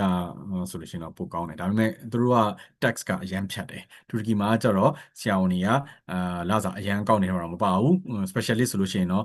9000လောက်ရပြီဒါပေမဲ့အဲ့လည်းမစိုးပါဘူး9000 8000လောက်ရ specialist ဆိုလို့ရှိရင်ဒါအဲ့ဒါ net ရတာဒါစား tax အပြီးစီးမှာပေါ့နော်အမေရိကမှာကျတော့ specialist တွေကဒေါ်လာ3000လောက်ရမှာပေါ့လေဒါပေမဲ့သူတို့ tax ဖြတ်ခံရတယ်ဗာနဲ့ဆိုလို့ရှိရင်တော့သူတို့လည်းတိတ်တော့မကြံဘူးပေါ့ပြောရရင်တော့ဒါပေမဲ့တူရကီကတော့ tax ပြီးစီးနောက်တစ်ခုကကောင်းတာနေစိတ်စားစိတ်ကအမေရိကန်နဲ့ရှင်လာရန်တတ်တာတယ်ခုနပြပြောလို့တစ်လောက်ဒေါ်လာ900လောက်နဲ့နေလို့ရတယ်ဒါကြောင်းသားပေါ့ဆိုတော့900လောက်နေရောကိုဆရာအောင်တယောက်ဖြစ်သွားရင်တော့ပိုသုံးရင်1000လောက်နဲ့လေလောက်ပါတယ်1000 1500လောက်ဆိုရင်ကောင်းကောင်းလောက်တယ်နေစိတ်စားစိတ်ကလေအစ္စတန်ဘူလိုမျိုးမှာပေါ့နော်ဒါ specialist အကြောင်းလေးပြောတာပြီးတော့ရှင်ခုနဆရာပြောခဲ့ပေါ့နော် university ကိုဆရာနည်းနည်းပြန်ရှင်းပြပေးမယ်လို့ပြောရလေ scholarship ပေးရတဲ့ဟာတွေအဲ့တော့ဆရာတို့ဒီ university ဒီ list မှာပါတယ် Ankara Medipol Biruni Haliç Istanbul Atlas ဒီရတွေအကုန်လုံးဒီprivate university ဖြစ်တယ်သူတို့ tuition fees တွေပုံမှန်ဆိုလို့ရှိရင်ဒါဆိုတစ်နှစ်ကိုဒေါ်လာ2000ကျမယ်6နှစ်လုံးဆိုရင်32000ကျမယ်ဒါပေမဲ့အခုလက်ရှိသူတို့ကဒီ Ankara Medipol University ဆိုလို့ရှိရင် foreign nationals တွေကို scholarship တွေပေးနေတယ်အကုန်လုံးမရဘူးသူကကိုတာနဲ့ပေါ့နော်အဲ့ခါကျတော့အနိုင်တော့ရမယ်ပေါ့နော်အများကြီးတော့မရအောင်တစ်ယောက်နှစ်ယောက်သုံးယောက်လောက်ပဲရနိုင်တယ်ဒီဟာကိုအဲ့ဒါ6200ပဲကြမယ်6နှစ်လုံးပေါ့နော်6နှစ်လုံးပုံမှန်32000ကျမှနေရာမှာ6200ပဲကျမယ်ဘယ်လောက်တက်တာသွားလဲ9800တက်တာသွားတယ်ပေါ့နော်ဘီဒူနီ University ဆိုလို့ရှိရင်လည်းအဲ့ပုံစံပဲသူလည်း6နှစ်လုံး32000ကျမဲ့နေရာမှာသူလိ6300နဲ့ထားပေးထားတယ်scholarship က9000 9000လောက်ရပေးထားတဲ့ပုံစံပေါ့နော် scholarship ကိုသူအများကြီးပေးထားတယ်တော်တော်လေးကိုအများ scholarship ပေးထားတာပေါ့နော် Haliç University လည်းအတိုင်းပဲ6000ဝယ်ပဲကြမယ်ဒါတွေကဒီပေးရင် one time ဆိုတာ one time payment ဆိုတစ်ချိန်နဲ့သွင်းရမှာအဲ့တော့6နှစ်လုံးဆိုတာကတစ်ခါတည်းတော့သွင်းပေးရမယ်ဒီ amount တွေအကုန်လုံးကိုတစ်ခါတည်းသွင်းပေးလိုက်လို့ရှိရင်6နှစ်လုံးဆိုတာရမယ် Nishan Tashi University ကတော့အနည်းဆုံးပဲ4300နဲ့ရမယ်6နှစ်လုံးဒါပေမဲ့တစ်ခုရှိတာသူဒီ World Library of Medicine ထဲမှာပါတယ်university မဟုတ်နေဘူးကျန်တဲ့ university အကုန်လုံးဒီ World Library ထဲမှာပါတယ် USMLE ပဲဆောင်းမင်းဖြည့်ခွင့်တွေအကုန်လုံးရှိရပေါ့နော်ဒီဟာတော့ Nishan Tashi ကတော့လောလောဆယ်မပါနေဘူးနောက်ပိုင်းတော့သူတို့ပါလာမှာပေါ့နော်အဲ့လိုမျိုးရှိတယ်ဒီကတော့ဈေးများတယ်သူက Istanbul Medipol ကခုနကပြောခဲ့လို့တတိယတက်တဲ့ university ဖြစ်တဲ့ပုံမှာ scholarship one time payment ချပေးထားတာတော့မှ32300ကျမယ်6နှစ်လုံးစာလို့ရှိရပေါ့နော်အဲ့တော့ဒါတွေကတော့ဒီ pay in one time ဆိုတဲ့ဟာလေးဒီဈေးနှုန်းတွေအကုန်လုံးဒီဆရာတို့ဒါမနှစ်ကဈေးပေါ့နော် update တော့မဟုတ်ဘူးဒီနှစ် update ဈေးကတော့အရန်အများကြီးတော့ပြောင်းလဲရှိမှာမဟုတ်ဘူး1000 2000လောက်တော့အကွာဟမှုရှိနိုင်တယ်ပေါ့နော်ဒါ6000 2000ဆိုလေ6000ခွဲလောက်ကြာရင်ကြာမယ်ဒါမှမဟုတ်လေ6000 4000လောက်ကြာမယ်ဒါမျိုးလေးပေါ့နော်2000နဲ့3000ကြာမှာတော့ကွာဟမှုလေးရှိနိုင်တယ်အဲ့လေးတော့ဆရာစကားခံထားတာပေါ့နော်အဲ့တော့ဒီ university တွေကိုရွေးချယ်ရင်တော့ဈေးတော်တော်တက်တာသွားတယ်လို့ပြောလို့ရတယ်ဘာလို့ဆိုတော့6နှစ်လုံးကိုအကယ်ထားပါဒီဟာကြည့်လိုက်လို့ Ankara Medipol ဆို6နှစ်လုံးကို6200ဆိုလို့ရှိရင်တစ်နှစ်နဲ့ပြန်တွက်လိုက်ရင်တစ်နှစ်ကို1000ကျော်လောက်ပဲကြာတော့တယ်ပေါ့နော်ဈေးကြောင်းတစ်နှစ်ကို1000ကျော်လောက်ဆိုတာတော်တော်တက်တာတဲ့ထဲမှာပါတယ်လို့ပြောလို့ရတယ် Georgia တို့ဘာလို့နိုင်ငံတွေမှာဆိုမှဈေးကြောင်းကတစ်နှစ်ကို8000လောက်ရှိတယ် Georgia ကတော့ပိုတက်တာတာပေါ့လေဒါပေမဲ့လက်ရှိမှာ Georgia သွားရတာပို့ပြီးတော့ အခက်အခဲတွေရှိနေတယ်မြန်မာ passport တွေဆိုလက်မခံတာတွေမျိုးတွေရှိနေတယ်နောက်ပြီးတော့ဆေးပညာအရဆိုရင်တော့တူရကီရဲ့ဆေးပညာဒီဂျော်ဂျီယာထက်အများကြီးပိုမြင့်တယ်အဆင့်တန်းပိုကောင်းတယ်ပြီးတော့ကမ္ဘာလုံးအသိအမှတ်ပြုမှုအားလည်းတူရကီနိုင်ငံဆေးဆိုရင်ပို့ပြီးတော့အသိအမှတ်ပြုကြတယ်တူရကီကတကယ်ကိုဆေးကျောင်းတွေကပညာရည်ချင်းမှီပြီးတော့ qualify ဖြစ်တဲ့ဆေးတက္ကသိုလ်တွေဖြစ်တယ်အဲဒါကြောင့်တူရကီကိုတော့ဆရာအားပေးတယ်ဘာလို့ကိုယ်တိုင်လည်းတင်ခဲ့ရတဲ့ပုံမှာကိုယ်တိုင်လည်းသိရပေါ့နော်တော်တော်လေးကောင်းတယ်မှာပါဒီ European countries တွေဒီအီတလီတို့ပြင်သစ်တို့အဲ့မျိုးအဲ့လောက်ကြီးတော့သူတို့နဲ့တော့ရှင်လို့တော့မရဘူးဒါပေမဲ့ခုနပြောသူတို့ကိုဟိုအဆင့်တန်းဘောင်ဝင်တောင်းဝင်မှီပြီးတော့တွားလို့ရတယ်ဥပမာကိုကတူရကီနိုင်ငံမှာပြီးရဆိုလို့ရှိရင်ဒီအီတလီသွားမလားဂျာမနီသွားမလားအဲ့လိုနိုင်ငံတောက်ရအောင်ပြီးတော့နောက်တစ်ချက်ကတူရကီနိုင်ငံကဆေးကျောင်းတွေအကုန်လုံးဒီဂျာမနီနိုင်ငံမှာ license ဖြည့်စရာမလိုပဲအလုပ်တန်းလုပ်လို့ရတယ်ဂျာမနီနိုင်ငံရဲ့ set license ကိုဖြည့်စရာမလိုဘူးဂျာမနီနိုင်ငံမှာ language ပဲဖြည့်ရတယ်ဂျာမနီနိုင်ငံမှာ language ဖြည့်လို့ဂျာမန် language ကိုဟိုပါပေါ့နော်အမှတ်ကောင်းကောင်းနဲ့အောင်လာဆိုလို့ရှိရင်ကိုယ့်ရဲ့တူရကီရဲ့ medical license ကဂျာမနီမှာဆရာဝန်တယောက်အနေနဲ့လုပ်ခွင့်ရှိတယ်အဲ့ဒါတစ်ချက်ကောင်းတာပေါ့နော်ဒါလေးကတော့ဆရာတူရကီနဲ့ပတ်သက်ပြီးတော့ပြောပြရပါတော့တရှက်ကူ ederim ဆိုတာတော့ဒီတူရကီစကားအရဆိုရင်เนาะ thank you ပေါ့เนาะတရှက်ကူ ederim လို့တန်ထွက်ပါတယ်ဟုတ်ကဲ့ကျေးဇူးတင်ပါတယ်ဒီတူရကီရဲ့ဆေးကြောင်းအနေနဲ့ပတ်သက်ပြီးတော့သိချင်တာလေးရှိရင်ဆရာကိုလည်း question လေးရှိရင်မေးလို့ရပါတယ်เนาะဟုတ်ကဲ့ကဲပါဆရာအခုလိုပြောပြလို့ကျေးဇူးတင်ပါတယ်ရှင်ဟုတ်ကဲ့ပါပထမဦးဆုံးပေါ့ညီမတို့ဒီမကနေအရင်ဆုံးမေးခွန်းလေးမေးပေးပါမယ်ဟုတ်ကဲ့ကျောင်းသားညီမလေးလည်းအမပြောနေအချိန်မှာဒီစိတ်ဝင်စားမေးခွန်းတွေရှိဒီ chat box မှာပဲဖြစ်ဖြစ်ဒါမှမဟုတ် voice ဖွင့်ပြီးတော့ဖြစ်ဖြစ်မေးလို့ရပါတယ်ဟုတ်ပထမဦးဆုံးပေါ့နော်ညီမတို့ရှိမှာကျောင်းသားလေးအမေများရတယ်ပေါ့နော်ဒီတူရီယာ University က O level နဲ့တိတက်နဲ့ eligible ဖြစ်လာပေါ့နော်ပြီးတော့ဒီမြန်မာ10တန်းကျောင်းသားတွေအတွက်ကောစင်ပြေလာပေါ့နော်ကျောင်းဝင်ခွင့်ဖို့အတွက်ဟုတ်ကဲ့ဟုတ်ပြပါအောင်ရှင့်ဟုတ်ကဲ့ဆရာလည်းအဲ့ခုန eligibility criteria လေးပြောမယ်ဆိုတော့ကြံသွားတာဗောလေအဲ့တော့လက်ရှိမှာတော့တူရကီမှာခုနဆရာပြောသလိုဆရာတို့နဲ့ချိတ်ဆက်ထားတာဒီ government ရှိမယ်private ရှိမယ်ပေါ့နော် government university တွေကတော့သူတို့ကprivate နဲ့ရှင်လိုက်တော့ ranking ကနည်းနည်းပို့ပြီးတော့မြင့်တယ်ပြီးတော့ foundation years တွေကလည်းပိုကြာသွားပြီခုနပြောသူ1980 1960 1000တချို့ university 1940လောက်တည်း foundation လောက်ထားရှိတယ်အရန်ကြာသွားပြီတကယ်ကို strong ဖြစ်တဲ့ university တွေဖြစ်သွားတယ်အဲ့တော့သူတို့တွေကတော့government university တွေကတူရကီနိုင်ငံမှာသူတို့ rule ချတာသူတို့ဒီတူရကီ government rule အောက်သွားတာပေါ့နော်အကုန်လုံး public ဖြစ်တဲ့ပုံမှာ government ဖြစ်တဲ့ပုံမှာသူတို့ရဲ့ကြိုက်တယ်လို့ကျောင်းတော့ခေါ်ခွင့်မရှိဘူးဒါပေမဲ့ private တွေကိုတော့အခွင့်အရေးပေးထားတဲ့အနေနဲ့ private တွေကကို eligibility criteria သတ်မှတ်ဒါမှမဟုတ်လေကိုဆောင်မွေးတွေသတ်မှတ်အဲ့လိုမျိုးနဲ့ဝင်ခွင့်ကိုကျောင်းသားတွေလက်ခံခွင့်ပေးထားတယ် private တွေကိုအဲ့တော့ private တွေက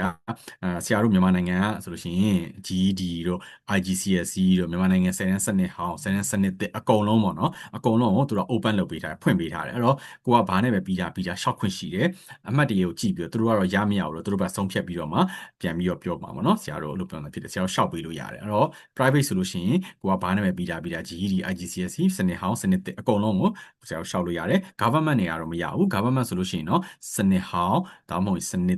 အဲ့နှစ်ခုပဲရမယ် GED နဲ့ IGCSE က government ကမလွယ်ဘူးပေါ့နော် GED ကတော့မလွယ်ဘူး IGCSE ဆိုရင် government A level ဖြစ်ကြမယ် O level နဲ့မရအောင် A level မှာသူတို့လက်ခံတယ်ပြီး SAT လက်ခံတယ် government ဒါမျိုးတွေဖြစ်ရမှာပေါ့နော်အဲ့လိုတွေရှိတယ် private ကတော့ဆရာတို့ဘာနဲ့ပြီးတာဆရာတို့အနေနဲ့ရှောက်ပေးလို့ရတယ် private တွေကသူတို့ကအကုန်လုံး open လုပ်ပေးထားတယ်ပေါ့နော်အဲ့တခုကတော့ private တွေတော့ကောင်းတာပေါ့နော်အဲ့လိုရှိပါတယ်ဟုတ်ကဲ့ဟုတ် public ကျောင်းနေရောဆရာ OSSD နဲ့ရောအဆင်ပြေလားရတယ် OSSD လည်းသူတို့လက်ခံတယ်သူတို့ public ကျောင်းတွေက OSSD IGCSE ဆိုရင် A level SAT 10နဲ့စနစ်စနစ်ဟောင်းဒါတွေအကုန်လုံးရှောက်လို့ရတယ်အကုန်လုံးကိုလက်ခံပြီးတယ်ဒါပေမဲ့တစ်ခုရှိတာ public ကျောင်းတော်တော်များများကသူတို့စောင့်မွေးတစ်ခုရှိတယ် exam တစ်ခု entrance exam တစ်ခုခံထားတယ် YOS လို့ခေါ်တယ် YOS ဆိုတဲ့ exam YOS exam အဓိကဘာလဲဆိုတော့သင်္ချာပေါ့သင်္ချာကိုအဓိကမေးတယ်အင်္ဂလိပ်စာနည်းနည်းပါတယ်အင်္ဂလိပ်စာအရင်မမြောက်အောင်နည်းနည်းပဲအရင်လည်းမခောက်ဘူးအင်္ဂလိပ်စာအဓိကသင်္ချာခတ်တာအဲ့တင်ချာ85မှတ်ရှိရင်အမှတ်80လောက်ကတင်ချာပြီး9မှတ်လောက်ပဲအင်္ဂလိပ်စာပေးတာအဲ့80မှာတော်တော်လေးကိုခက်တယ်ပေါ့နော်နည်းနည်းတော့ training လုပ်ရတယ်သူကဆရာတို့အရင်က10တန်းတင်ချာထပ်ဆိုင်တော့ခက်တယ်အခုနောက်ပိုင်းတော့မြန်မာနိုင်ငံမှာတင်ချာကတော့အဆင့်မြင့်လိုက်ပြီဆိုတော့အရင်တော့လည်းခက်မှာမဟုတ်ဆရာတို့တော့ဆိုလို့ရှိရင်တော့တင်ချာတိတ်မကောင်းကြဘူးဆိုတော့မြန်မာနိုင်ငံ10တန်းတင်ချာနည်းနေတာပေါ့နော်အဲ့ခါကျတော့ဆရာတို့တော့ဆိုတော့တိတ်မလွယ်ဘူးဒါပေမဲ့အဲ့ဒါနဲ့ပတ်သက်ပြီး course တွေကိုလေ့လာခြင်းနဲ့ဆိုလို့ရှိရင်ဆရာတို့မှာချိတ်ဆက်ထားတဲ့ဆရာတွေရှိတယ်အဲ့ဒီ YOS ကိုစောင့်မ ပွဲကိုသင်ပေးလို့ရတယ်ဒါပေမဲ့ use ဆိုတဲ့ဆောင်းပွဲကဖြေတော့မှသာခုနပြောတဲ့ public တွေကဝင်ခွင့်ရမှာ public တွေကဝင်ခွင့်အရန်ခတ်တယ်အဲ့ဒီဆောင်းပွဲအောင်ပြီးတော့အဲ့ဆောင်းပွဲမှာအမှတ်ကောင်းမှသာ public တွေကဝင်ခွင့်ရတယ်ပြီး public တွေက quota တွေနဲ့ quota နဲ့ဆိုတာဒီ foreign nation တွေဒီကျောင်းတစ်ကျောင်းမှာ foreign nation နဲ့10ယောက်ပဲလက်ခံမယ်ဆိုလို့ရှိရင်ဘယ်နိုင်ငံလာလာတစ်ကမ္ဘာလုံးက foreign nation နဲ့10ယောက်ပြည့်သွားရင်ပိတ်သွားပြီသူကလက်မခံတော့ဘူး use အမှတ်ဘယ်လောက်ပဲကောင်းကောင်းထပ်လာမလက်မခံတော့ဘူးသူကအဲ့လိုရှိတယ် public ကနည်းနည်းတော့ဝင်ခွင့်ကြက်တယ်ပေါ့နော်အဲ့လိုရှိတယ်ဟုတ်ကဲ့ ဟုတ်ကဲ့ပါဆရာဟုတ် public ကျောင်းနေနဲ့ပေါ့နော်ဒီ private ကျောင်းနေနဲ့ကရောဒီအားနည်းချက်အားတာချက်ဆိုရင်ရောဆရာအနေနဲ့ဘယ်လိုမြင်လဲပေါ့နော်ဟုတ် အားနည်းချက်အားတာချက်ကပြောရရင်တော့public ကပိုကောင်းတယ်ဒါပုံဝင်လေးပြောတာပေါ့နော် public ကပိုကောင်းတယ် ranking ပိုမြင့်တယ်ဒါပေမဲ့စီးကျောင်းဖြစ်တဲ့ပုံမှာဘာမှမထူဘူးပွင့်လင်းဆုံးပြန်ဘာမှမထူဘူးတခြားကျောင်းတက်မယ်ထားပါတော့ engineering တက်မယ်တခြား biotechnology တက်မယ်ဒါမျိုးတွေပေါ့နော် same မဟုတ်တဲ့ဘာသာရပ်တွေပေါ့နော်တခြားတက်မယ်ဆိုရင်တော့ဆရာကတော့ public ကိုပဲတက်စီချင်တယ် private တွေတက်ဆိုင်ပေါ့နော် public တွေက ranking ပိုမြင့်တယ် rank ကိုကြည့်တင်တယ်ပေါ့နော် ranking ကိုကြည့်ဘာလို့လဲဆိုတော့ဆရာ engineering တွေကဆရာမဟုတ်တဲ့ဘာသာ engineering တွေကသူက ranking ကောင်းတဲ့ကျောင်းကဖြစ်မှအလုပ်ရတယ်တူရကီမှာမဟုတ်လို့ရှိရင်အလုပ်မလွယ်ဘူးတူရကီမှာဆရာဝန်ဆေးကျောင်းကြောင့်အလုပ်မဟုတ်တော့ဆေးကျောင်းကြတော့ public ဖြစ်ဖြစ်ဒီ private ဖြစ်ဖြစ်အကုန်လုံးဒီကျန်းမာရေးဝန်ကြီးဌာနရဲ့အတိမတ်ပြုအောက်မှာပါပြီးတော့ခုနဆရာပြောတော့ World Variety of Medicine ထဲမှာလည်းပါတယ် USMLE ဖြည့်ခွင့်တွေလည်းအကုန်ရှိတယ်အဲ့တော့အကုန်လုံးဒီrecognition ကကောင်းပြီးသားဖြစ်တဲ့ပုံမှာဘယ်ကျောင်းကပြီးတယ်ဆိုတော့ဘယ်သူမှမမေးဘူးကိုဒီဆရာဝန်ဖြစ်သွားရင်ဆရာဝန်ဘွဲလက်မှတ်ရှိမရှိပဲအရေးကြီးတယ်အဲ့ကကျတော့ကိုကအဓိကကတော့ဆရာဝန်တယောက်ဖြစ်သွားဖို့ပဲလိုတယ်ဆရာဝန်ဆိုတဲ့နေရာမှာ engineering ကအလို့မဟုတ်ဘူး engineering ကကိုယ်ပဲအကြောင်းပြီးခဲ့တယ်ဆိုတာတော်တော်လေးကိုအရေးပါတယ်ပေါ့နော်အဲ့တော့ public ပဲတက် private ပဲတက်ဘယ်ရပဲတက်ဆရာဝန်တယောက်အနေနဲ့တူရကီနိုင်ငံမှာပဲဆက်လုပ်မယ်ဖြစ်ဖြစ်ဒါမှမဟုတ်တခြားနိုင်ငံပဲထွက်မယ်ဖြစ်ဖြစ်စိတ်ကူးတယ်ဆိုလို့ရှိရင်တော့ ranking အရင်ကြီးတော့ကြည့်ဖို့မလိုပါဘူးလို့ဆရာတော့မြင်တယ်ပေါ့နော်ဟုတ်ကဲ့ကဲပါဆရာကျောင်းနေအနေနဲ့ရောဆရာဒီလောလောဆယ် international ကျောင်းသားတွေအတွက်လောလောဆယ်အသင့်တော်ဆုံးဒါမှမဟုတ် acceptance rate များတဲ့ကျောင်းတွေကဟုတ်လောလောဆယ်ရှိတဲ့ဟာလေးရှင်းပြပြပေးပါ private university လေးတွေကတော့ဆရာခုနပြောသလိုပေါ့နော် Ankara Medipol တို့ဘာလို့ဆိုရင်တကောင်းပါတယ်သူတို့ကအခု international ကျောင်းသားတွေအတွက်ကိုလည်းခုနပြောတဲ့အထူး scholarship မျိုးတွေလုပ်ပေးထားတယ်ပုံမှန်ဆိုတစ်နှစ်6နှစ်လုံးကိုဒေါ်လာ3,200ကျမယ်နေရာမှာဒေါ်လာ6,000ကျော်လောက်ကို short ပေးရခေါက်ချိုးနီးပါးလောက် short ပေးပြီးတော့တစ်ချိန်တည်းတော့သွင်းရမယ်အဲ့လိုတော့သူတို့စီစဉ်ပေးတဲ့ program လေးရှိရပါတော့။အားလေးတော့ရွေးချက်တင်တယ်လို့ဆရာတော့ယူဆတယ်။ private တွေကတော့ဒါ public တွေကတော့public တွေကတော့ပိုတက်တာတယ်ပုံရင်ပြောရင် private တွေထက်ဆိုင် public တွေကဈေးကြောင်းတွေကဒေါ်လာတစ်နှစ်ကို8,000 1000လောက်ရှိတယ်။နည်းနည်းလေးပေါ့အရင်ကြီးတော့လည်းမကွာပါဘူး။ private တွေကခုနပြောသလို6နှစ်လုံးကိုဈေး short လိုက်တဲ့ပုံမှာ1000ကျော်ကျော်လောက်ကျမယ်1000 1000 1200လောက်ပဲကျမယ် Ankara Medipol ဆိုရင်အဲ့ဒါအောင်မှကိုကမဟုတ်ပဲနဲ့government တက်မယ်ဆိုရင် government မှာ8,000လောက်ကိုရနိုင်တယ်။ဒါပေမဲ့ government ဝင်ခွင့်ကအရင်ခတ်နေတယ်ဆောင်းပွဲတစ်ခုဖြေရတယ်နောက်တစ်ချက်က government အကြောင်းတော်တော်များများဒီ English medium နဲ့သိမတင်ဘူး Turkish medium နဲ့တင်တာပေါ့ဆရာကိုယ်တိုင်လည်း Turkish medium နဲ့တက်ခဲ့တာပေါ့နော်ဆရာက government အကြောင်းမှာတက်တာ Uludağ ဆိုတဲ့ university သူက government အကြောင်းဆရာအခု Uludağ university ကတစ်နှစ်ကို12,000ဖြစ်သွားပြီဆရာတက်တော့ဆိုရင်တစ်နှစ်ကိုဒေါ်လာ2,000ပဲရှိတယ်အခု Uludağ university မှာတက်မယ်ဆိုရင်ကျောင်းသားဒီ foreign nation တစ်နှစ်ကို12,000ပေးရတယ် private နီးလောက်ဖြစ်တယ်ဈေးကဒါပေမဲ့သူကတော့ government ranking ကလည်းကောင်းတယ်မကောင်းတာဆိုတော့ခုန Turkish medium နဲ့တက်အဲ့ဒါမကောင်းပွင့်လင်းပြောရင် Turkish medium နဲ့တက်ရတဲ့ပုံမှာကိုက Turkish စကားကိုသင်ရမယ်အရင်ဆုံး Turkish language ကို6လသုံးဖို့တစ်နှစ်သင်ပြီးတော့မှ Turkish language တက်တော့မှစေးကြောင်းတက်လို့ရမှာပေါ့နော်အဲ့တော့ Turkish language certification လည်းလိုတယ်ပေါ့နော်အဲ့တော့အဲ့ဒါတွေအခက်အခဲတွေက public တွေမှာရှိရယ် ranking တွေကျတော့ public ကနည်းနည်းလေးပိုကောင်းတယ်အရန်အကွာကြီးတော့မဟုတ်ပါဘူးဆရာတို့အခုလက်ရှိတူရကီမှာရှိတဲ့ private university အကုန်လုံးဒီ rank ခုနပြောလို့600နဲ့1500ကြားမှာပဲဆရာတို့ရှိရယ် private တွေဆိုလို့ရှိရင်တော့ rank 300နဲ့900လောက်ကြာမှာ private public တွေက300နဲ့900လောက်ကြာမှာဖြစ်သွားတယ် public ကနည်းနည်း rank လေးကပိုမြင့်သွားတယ်ပေါ့နော်အဲ့လောက်ပဲကွာတယ်ဒါပေမဲ့ခုနပြောဆိုအရန်ကြီးပြောပလောက်ကွာသွားတာတော့မဟုတ်ဘူးပေါ့နော်အဲ့တော့ရွေးချယ်မယ်ဆိုရင်တော့ private ကိုတော့ပိုရွေးတင်တယ်ဘာလို့ဆိုတော့အဓိကနံပါတ်1ဒီ English medium နဲ့တင်တာမလို့နံပါတ်2ဒီprivate တွေကနည်းနည်းပို့ပြီးတော့ international student တွေကို caring ပို့လုပ်တယ် caring ပို့လို့ဆိုတော့ international student တွေနဲ့ဆက်ဆံတတ်တယ်ပေါ့နော် public ကျတော့အစိုးရအကြောင်းကျတော့အရင်မဆက်ဆံတတ်ဘူးအစိုးရအကြောင်းကျတော့သူတို့ local တွေပဲများတယ်international ကျောင်းသားတွေအတွက်ဟိုလောက်ထားတဲ့ဟာမဟုတ်ဘူးเนาะ specialize လုပ်ထားတဲ့ကျောင်းတွေမဟုတ်ဘူးအခါကျတော့ international ကျောင်းသားတွေနဲ့အခက်အခဲအများကြီးကြုံရတယ်ဆရာတို့ဆိုသွားတော့လည်းအခက်အခဲအများကြီးကြုံအခက်အခဲဆိုတော့ဒီ language barrier ပါညာပေါ့เนาะဒါမျိုးလေးပေါ့ဒါကတော့နောက်ပိုင်းရောက်လည်းဖြေလည်သွားပါတယ်ဒါပေမဲ့ခုနပြောသလို private ဒီမှာတော့ကိုကနည်းနည်းပို့ပြီးတော့အဲ့ကြော်လွှားမှုအဲ့အခက်အခဲတွေကိုကြော်လွှားနိုင်မှုတွေပိုများသွားမယ်ပြီးတော့နောက်တစ်ခုကခုနပြောသလိုကောင်းတာပေါ့เนาะ English medium ဖြစ်တယ် English medium ဖြစ်တာတော်တော်အားတာသွားမယ်အဲ့တော့ကိုကတခြားနိုင်ငံတွေကူမယ် US အမလီသွားမယ် America သွားမယ်ဆိုလို့ရှိရင်ကိုဒီ basic knowledge တွေအကုန်လုံးဒီ English ကိုသင်ခဲ့ရတဲ့ပုံမှာကိုယ်တော့အရင်အဆင်ပြေဆရာတို့ဆိုလို့ရှိရင် Turkey လိုသင်ခဲ့ရတာပေါ့နော်နည်းနည်း English လိုပြန်ဖတ်တဲ့နေရာမှာနည်းနည်းလေးတော့ပြန်ပြီးတော့အားပြန်စိုက်ရတာမျိုးရှိတယ်ပေါ့နော်အဲ့ခါကျတော့အားပေးတာတော့ English medium နဲ့ပဲတက်ပါprivate ကိုရွေးချယ်ပါပေါ့နော်ဒါလေးကဆရာအားပေးပါတယ်ဟုတ်ကဲ့ဟုတ်ဒီမှာပေါ့နော်ချက်ပေါက်ထဲမှာလည်းညီမလေးတယောက်ကမေးထားပါသေးတယ်သူကဒီ SAT အမှတ်နဲ့ဆိုရင် mini budget score ပေါ့နော်ဒီ public အကြောင်းတွေကရလာပေါ့နော်ဘယ်လောက်ထိလက်ခံ ဟုတ်ကဲ့ public ကpublic တွေရဲ့ SAT score ကတော့နည်းနည်းတော့မြင့်တယ်သူတို့ကစီးကြောင်းဖြစ်တဲ့ပုံမှာengineering ကျောင်းတွေတဲ့ SAT score ကိုပိုပြီးမြင့်ထားတယ်ပေါ့နော် SAT score မှာဆိုလို့ရှိရင်တော့ဆရာကတော့ SAT နဲ့ပတ်သက်ပြီးအရင်ကြီးတော့ familiar မဖြစ်ဘူးပေါ့နော်အရင်တော့ဆရာတို့ကတော့SAT တော့ English စာဆိုလို့ရှိရင်သူက1200လား1400လားဒီအများဆုံးပေါ့နော် English စာရဲ့ maximum မှာအဲ့ဆိုရင်သူက1400မှာဆိုရင်1200လောက်သူတို့လိုတယ်သင်ချာမှာဆိုလဲလို့900လား800လားအဲ့လိုမျိုးလိုတယ်အဲ့လိုတွေပေါ့နော်တကယ် upper band ထဲမှာ upper range ထဲမှာပါမှာရတယ်အဲ့လိုမျိုးလေးတစ်ချက်ရှိတယ်အဲ့အပြင်ကိုနောက်တစ်ခုကသူတို့ရဲ့ဒီ public ကျောင်းတွေတော်များဒီ SAT တွေအပြင်ခုန YOS ဆိုတဲ့စာမွေးက POP ရတယ် YOS ပေါ့အဲ့ SAT ကကိုကဝင်ခွင့်ရမရဘူး SAT နဲ့ဆုံးဖြတ်တာဝင်ခွင့်ရမှာဆိုတာဒီအကြောင်းကို eligible ဖြစ်မဖြစ်ပေါ့ SAT အမှတ်လေးကောင်းတယ်ဆိုရင် eligible ဖြစ်တယ်ပေါ့နော် eligible ဖြစ်တယ်အဲ့ချိန်ညလို့ရှိရင်ကိုကဟိုလောက်ရတော့မယ်ဒီ YOS ဆောင်မွေးကိုဖြေရတော့မယ် YOS ဆောင်မွေးဖြေပြီးမှရတာပေါ့နော် international student အဆက်တက်များတဲ့ public university လေးအဲ့လိုကတော့ဆရာကတော့တေချာတော့မသိဘူးဒါပေမဲ့ public university က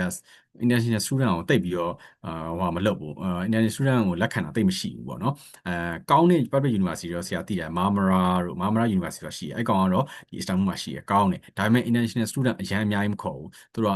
10ယောက်15ယောက်တစ်နှစ်လုံးမှာအရင်နေတယ်ကိုတာလေ10ယောက်15ယောက်လောက်ပဲရအဲ့တော့ဝင်ခွင့်ကလည်းအရင်ခတ်တယ်ပေါ့နော်အရင်ခတ်တယ်ဆိုတာတစ်ကမ္ဘာလုံးက international ကျောင်းသားတွေကဝင်တိုးကြတာဖြစ်တယ်ပေါ့နော်အဲ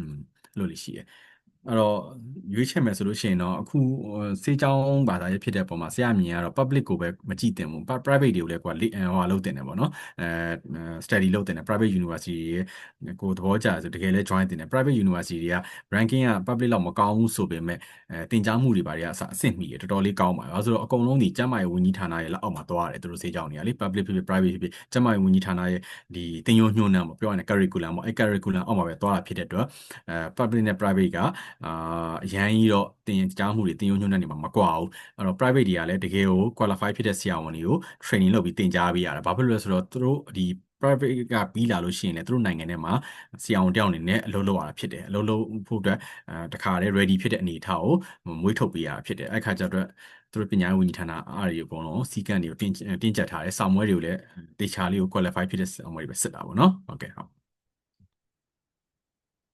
intake တွေကတော့ပုံမှန်ကတော့သူတို့မှာတစ်နှစ်ကိုတစ်ခါပေါ့နော်ဇူလိုင်ပေါ့ဒီအခုဒါဆိုလို့ရှိရင်ရှေ့လကုန်ဆိုလို့ရှိရင်ကျောင်းတော်တော်များ intake တွေကပိတ်တယ်ပေါ့နော်ဒါပေမဲ့ဩဂတ်လကုန်လောက်ထိဖွင့်မဲ့ကျောင်းတွေလည်းရှိပါတယ်ဩဂတ်လကုန်လောက်မှာ intake ပိတ်မဲ့ကျောင်းတွေရှိတယ်ဒါပေမဲ့နည်းတယ်ဇူလိုင်လကုန်လောက်မှာ intake ကပိတ်တာများတယ်ရှောက်မယ်ဆိုရင်တော့ဒီအခုရှေ့လဇူလိုင်လမကုန်ခင်မှာတော့ရှောက်အောင်မယ်ဘာလို့ဆိုတော့ကျောင်းတွေကစက်တင်ဘာလောက်မှာဖွင့်တာများတယ်ကျောင်းတော်တော်များများကစက်တင်ဘာဖွင့်တယ်တချို့ကျောင်းတွေအောက်တိုဘာလောက်မှာဖွင့်တယ်ဆရာတော်ကဆိုရင်အောက်တိုဘာမှာဖွင့်တယ်ဆရာကျောင်းอ่ะပေါ့နော်စက်တင်ဘာအောက်တိုဘာ2လတော့ကျောင်းဖွင့်နေရသည် intake ကအဲ့ပေါ်မူတည်စက်တင်ဘာဖွင့်တဲ့ကျောင်းဆိုရင်ဇူလိုင်လကုန်မှာ intake ပိတ်ပြီးတော့အောက်တိုဘာဖွင့်တဲ့ကျောင်းဆိုရင်ဩဂတ်လကုန်မှာ intake ပိတ်တယ်ဆိုတော့လိုမျိုးသွားတယ်ပေါ့နော်ဟုတ်ကဲ့affiliated training hospital အဲ့ဒါတွေကကျတော့လေဒီ private university အကုန်လုံးနှီးပါးကသူတို့ကဆေးရုံတွေရှိပြီးသားဥပမာထားပါတော့ Ankara Medipol University ဆိုလို့ရှိရင် Ankara hospital တို့အဲ့ Ankara Medipol မှာရှိတဲ့ hospital ဆေးရုံတွေကိုသူတို့ affiliate လုပ်ပြီးသား connect လုပ်ပြီးသားအဲ့ခါကျတော့ကိုကဒီ first year second year third year ကတော့သူတို့ university campus မှာပဲစာသင်ရမယ်4 5 6 4တန်း5တန်းပေါ့4တန်း5တန်းဆိုလို့ရှိရင်တော့သူတို့ နဲ့ affiliate လုပ်ထား university မှာတစ်ခါသွားပြီးတော့ဟိုကဆက်ပြီးတော့အဲ့ rotation တွေဆင်းရမယ်စာမွေးတွေဖြေရမယ်အဲ့လိုလုပ်ပေးရမယ်ပြီးလို့ရှိရင်နောက်ဆုံး final year house ကိုလည်းသူတို့ နဲ့ affiliate လုပ်ထား university မှာဆေးရုံမှာဆင်းပေးရတယ်ပေါ့နော်ဒါတွေကစိတ်ပူကြအောင်လို့ဆေးရုံတွေအကုန်လုံးဒီသူတို့ connect လုပ်ပြီးသား university တော်တော်များများဆေးရုံရှိတယ်သူတို့ private ဆေးရုံတွေရှိကြတယ် private university တော်တော်များလေဟုတ်ကဲ့ဟုတ်မရှိလို့ရှိရင်လည်းသူတို့ government နဲ့သူတို့ affiliate လုပ်ထားတယ်တချို့ private ဟုတ်တယ်တချို့ university တွေကတချို့ private university ကသူတို့ကိုယ်ပိုင်ဆေးရုံမရှိကိုယ်ပိုင်ဆေးရုံမရှိရောသူတို့မှာfirst year second year third year ကိုတင်တယ်fourth year စပြီးတော့သူတို့ government ဆေးရုံနဲ့သူတို့ affiliate လုပ်ထားတယ်အဲ government ဆေးရုံလွတ်ပြီးတော့ training တွေလုပ်တယ်လို့ပြောသွားတာပေါ့နော်ဟုတ်ကဲ့ဒါ question လေးရှိနေမေးလို့ရပါတယ်ဟုတ်ကဲ့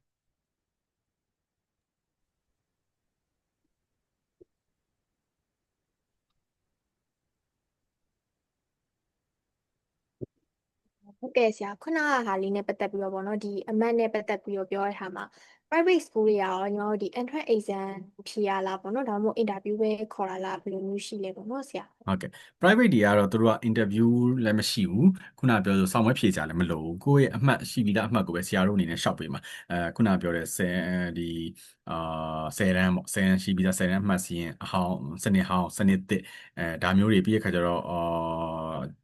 GED IGCSE O level အဲ့ဒါလေးပေါ့နော်ဒါတွေအကုန်လုံးနဲ့ဆရာတို့ကရှောက်ပေးမှာအဲ့တော့ရှောက်ပေးလို့ကျောင်းကလက်ခံရင်လက်ခံမယ်မလက်ခံဘူးဆိုလို့ရှိရင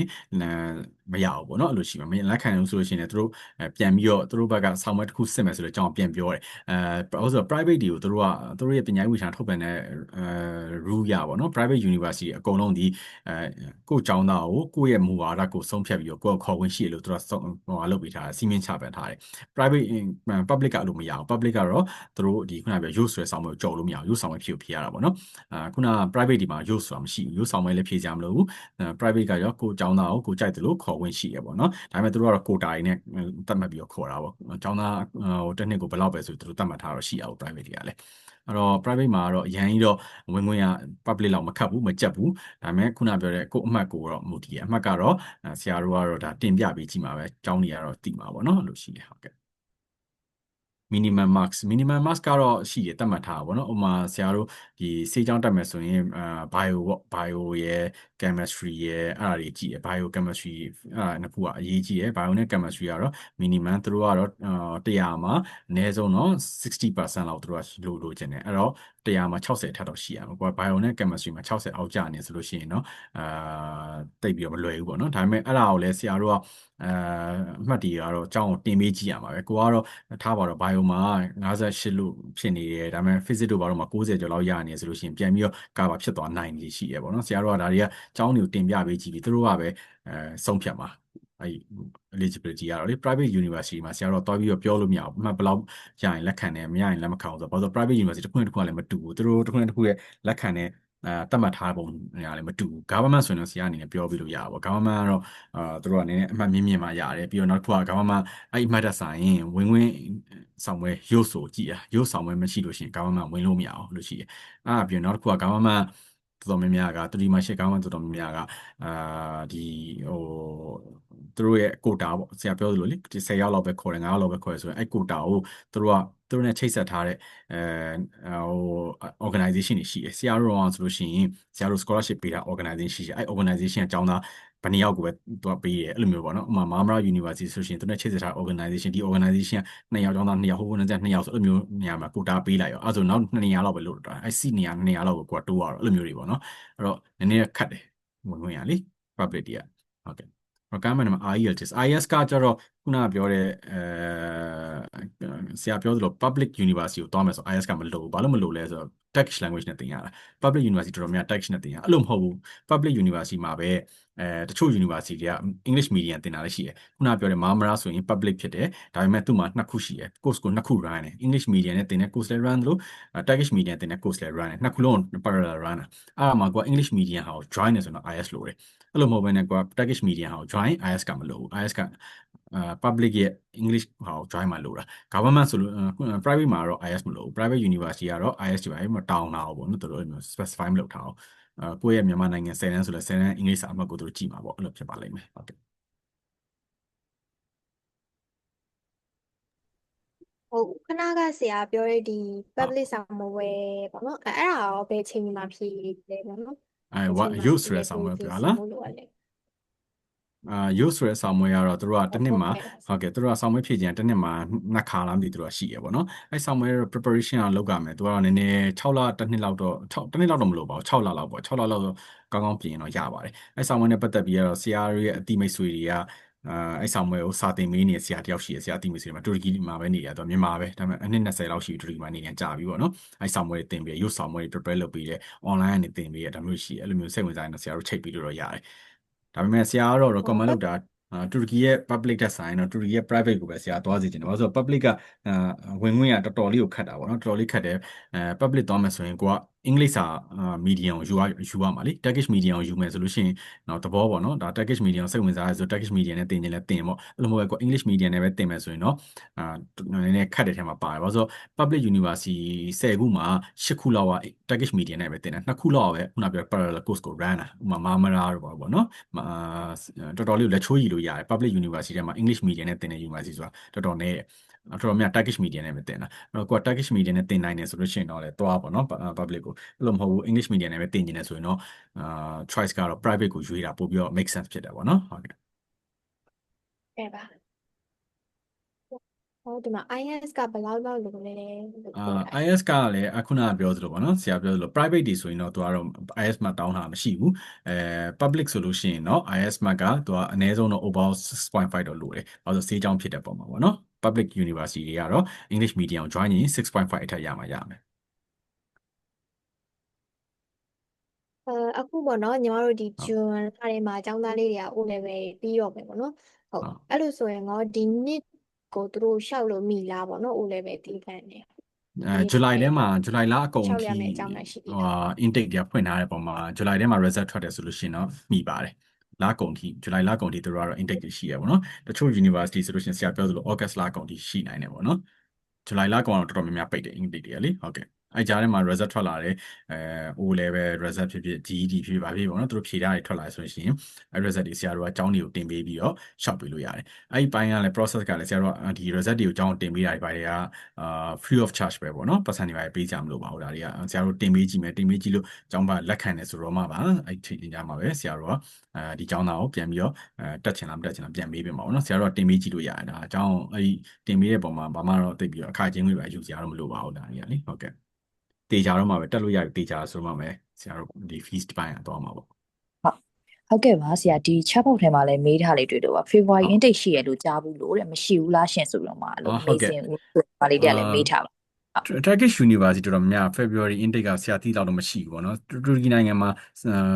တချို့ကျောင်းတွေကတော့ရှိတယ်တချို့ကျောင်းတွေဆိုတာဒီ private ထဲမှာတော့ရှိလောက်တယ်ဒါပေမဲ့ဆရာပြန်တော့မေးပေးမယ်စေးကျောင်းတွေတော်တော်များများကတော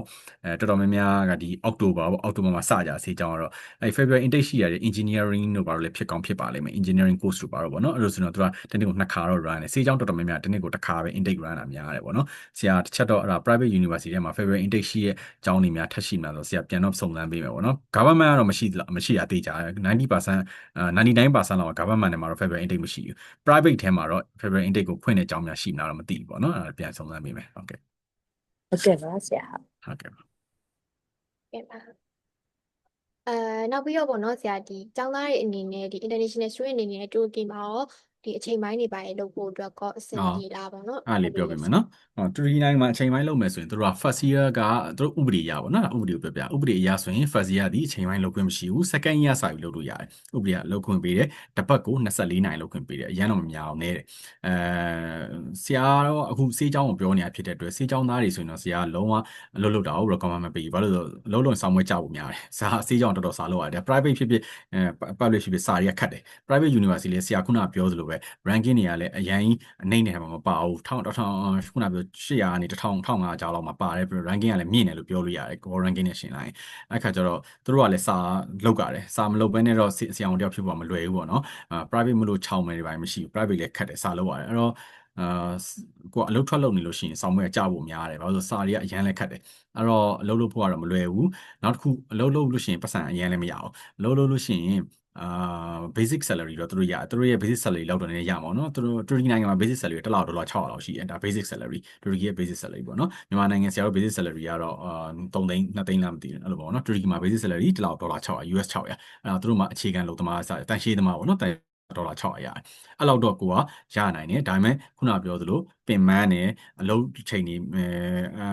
ပေးထားတာ24နိုင်ပဲလုပ်ခွင့်ပေးထားတာ legally ဆိုရင်ပေါ့အဲ့ဒါကို illegally လုပ်ရလိမ့်မယ်ပို့လုပ်ရမှာပေါ့နော်အဲ့24နိုင်ကြော်ပြီးလုပ်ရမယ်အဲ့လောက်လို့ရင်6လောက်လို့ချင်းဒါမျိုးတွေပေါ့နော်အဲ့ခါကျတော့တိတ်အဆင်မပြေဘူးအဲ့လို illegally လုပ်လို့မိသွားတဲ့ပိုင်းဆို deportation တွေပါမိနိုင်တယ်ဒါမျိုးတွေဖြစ်အဲ့တော့ဆရာတို့ကတော့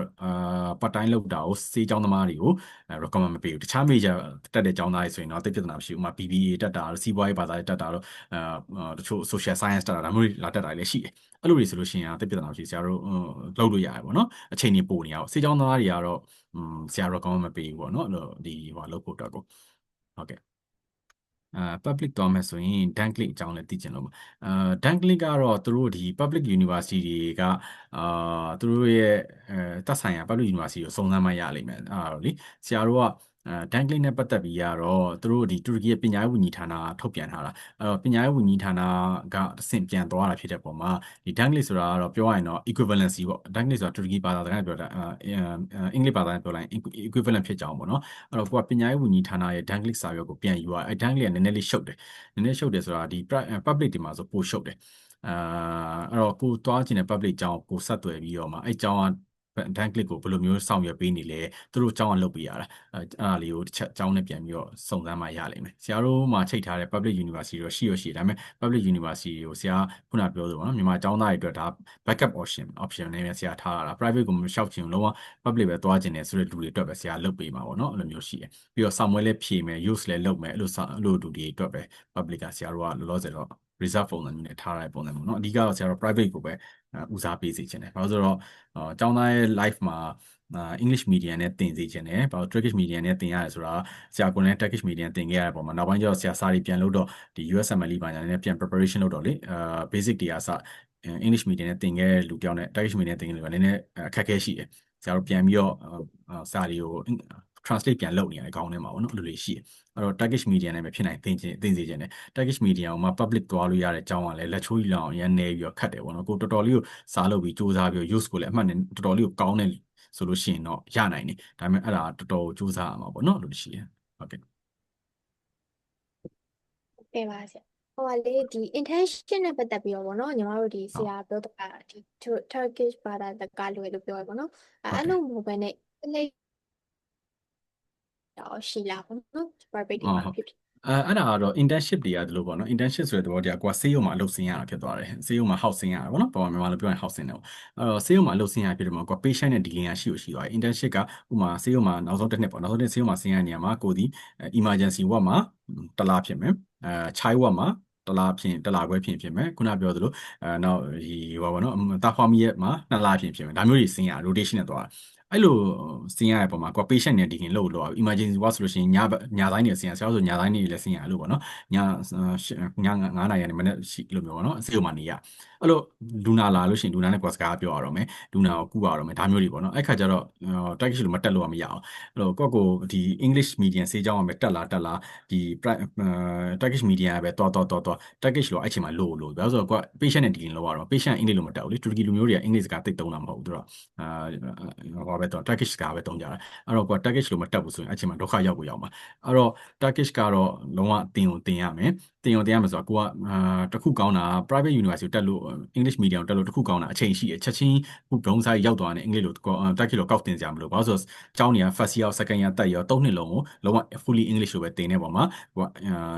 Turkish စကားကိုတက်ဆရာမလို့ဒါပေမဲ့ဂျားထဲမှာကိုကသင်သွားမှာပေါ့ဒီ first year second year third year ထဲမှာတစ်ဖက်က Turkish စကားကိုသင်သွားမယ်ဒါပေမဲ့တက်သွားမှာဘာလို့ဆိုတူရကီနေရာကိုရောက်သွားပြီဆိုရင်ကိုကပြောရတော့မယ်လေတငယ်ချင်းတွေကလည်းတူရကီလူမျိုးတွေရလာမယ်ဆရာတွေကလည်းတူရကီဆရာတွေအခါကျတော့ပြောရင်နဲ့တော့အဆင်ပြေသွားမယ်ထိုင်းတို့ဘာလို့လိုမျိုးမဟုတ်ဘူးထိုင်းစကားအရန်ခက်တဲ့ထဲမှာပါတယ်ကမ္ဘာမှာတော်တော်ခက်တဲ့ language တွေမှာထိုင်းရပါတယ်တူရကီကအဲ့လိုမဟုတ်ဘူးအရန်လွယ်ဆရာကိုယ်တိုင်လည်းကိုယ်တိုင်သင်ခဲ့ရတော့သိရပါတော့နည်းနည်းလေးစနစ်တကျလေးလေ့လာလိုက်လို့ရှိရင်တက်လွယ်တဲ့ဘာသာထဲမှာအရန်လွယ်တဲ့ဘာသာထဲမှာပါတယ်ပေါ့နော်တူရကီစကားကတော့သင်ဖို့လိုအပ်တယ်ဘာလို့ဆို house ในချိန်မှာတူရကီစကားလိုအပ်မှာပေါ့နော်တူရကီလိုပဲတင်တာ university မှာတူရကီလိုတင်တာ first year second year third year အကြောင်းစာတွေအကုန်လုံးဒီတူရကီ sorry first year second year third year အကုန်လုံးဒီEnglish လိုပဲတင်တာတူရကီလိုတင်တာမဟုတ်ဘူးတူရကီဘာသာစကားတင်လာတဲ့အကြောင်းမှာ university မှာတူရကီဘာသာစကားကတော့တချို့ university ကလည်းတင်တယ်တချို့ university မတင်ဘူးပေါ့နော်ဒါပေမဲ့အဲ့ဒါမခတ်ဘူးကိုရောက်တဲ့မြို့မှာဟိုလုပ်လို့ရတယ်လေ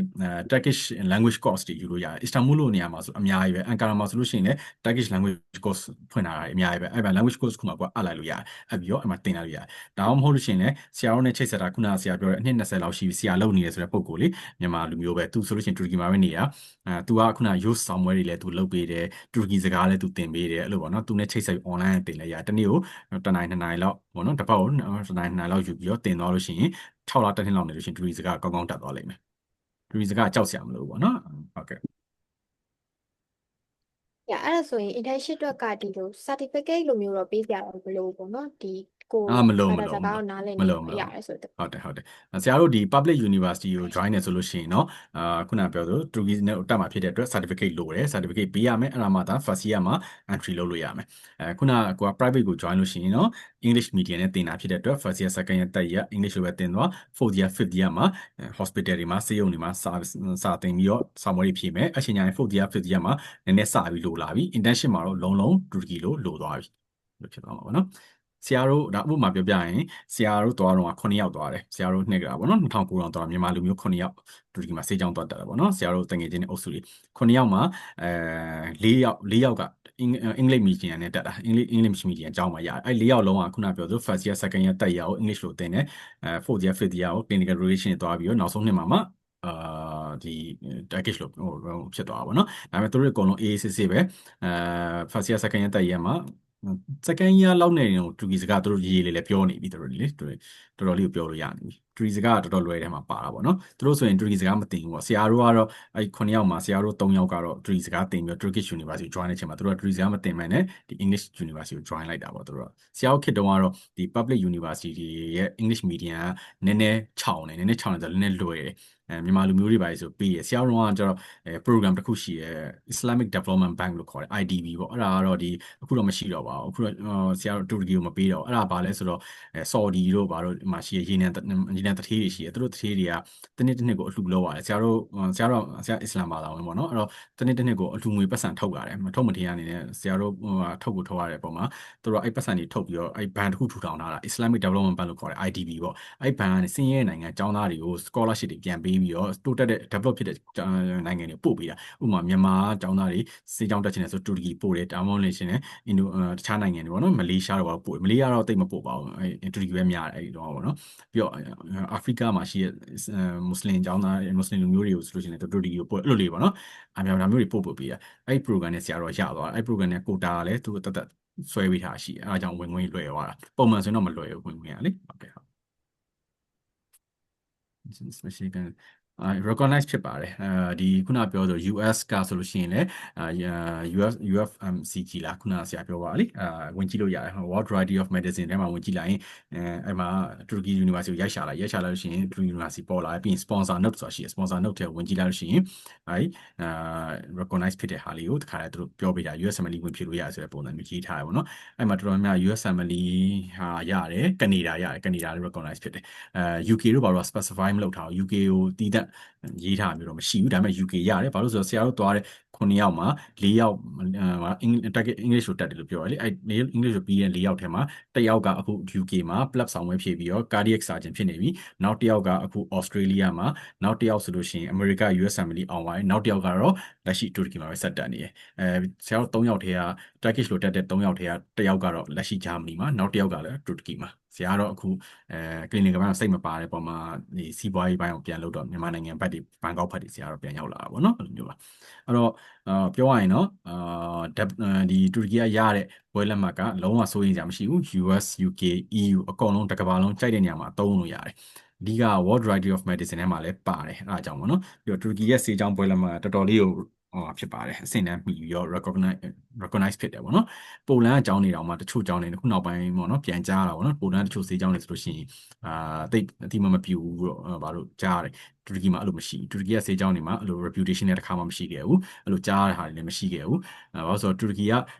ဆေးကြောင်းဖွင့်လိုက်ပြီဆိုတော့တူရကီမှာပညာသူတို့ရဲ့နိုင်ငံပညာရေးကျန်းမာရေးဝန်ကြီးဌာနအတိမပြုလို့မရရင်ဆေးကြောင်းဖွင့်ခွင့်မရှိဘူးအဲ့တော့သူတို့နိုင်ငံကျန်းမာရေးဝန်ကြီးဌာန government တော်တော်လေးတင်းတင်းကြပ်ထိန်းချုပ်ထားတယ်အဆင့်တန်းမိပါတယ်အဲ့တော့စိုးရိမ်စရာမရှိပါဘူးဘွဲလက်မှတ်ကလေတူရကီဘွဲလက်မှတ်ကဟုတ်ကဲ့ခဲ့ပါဆက်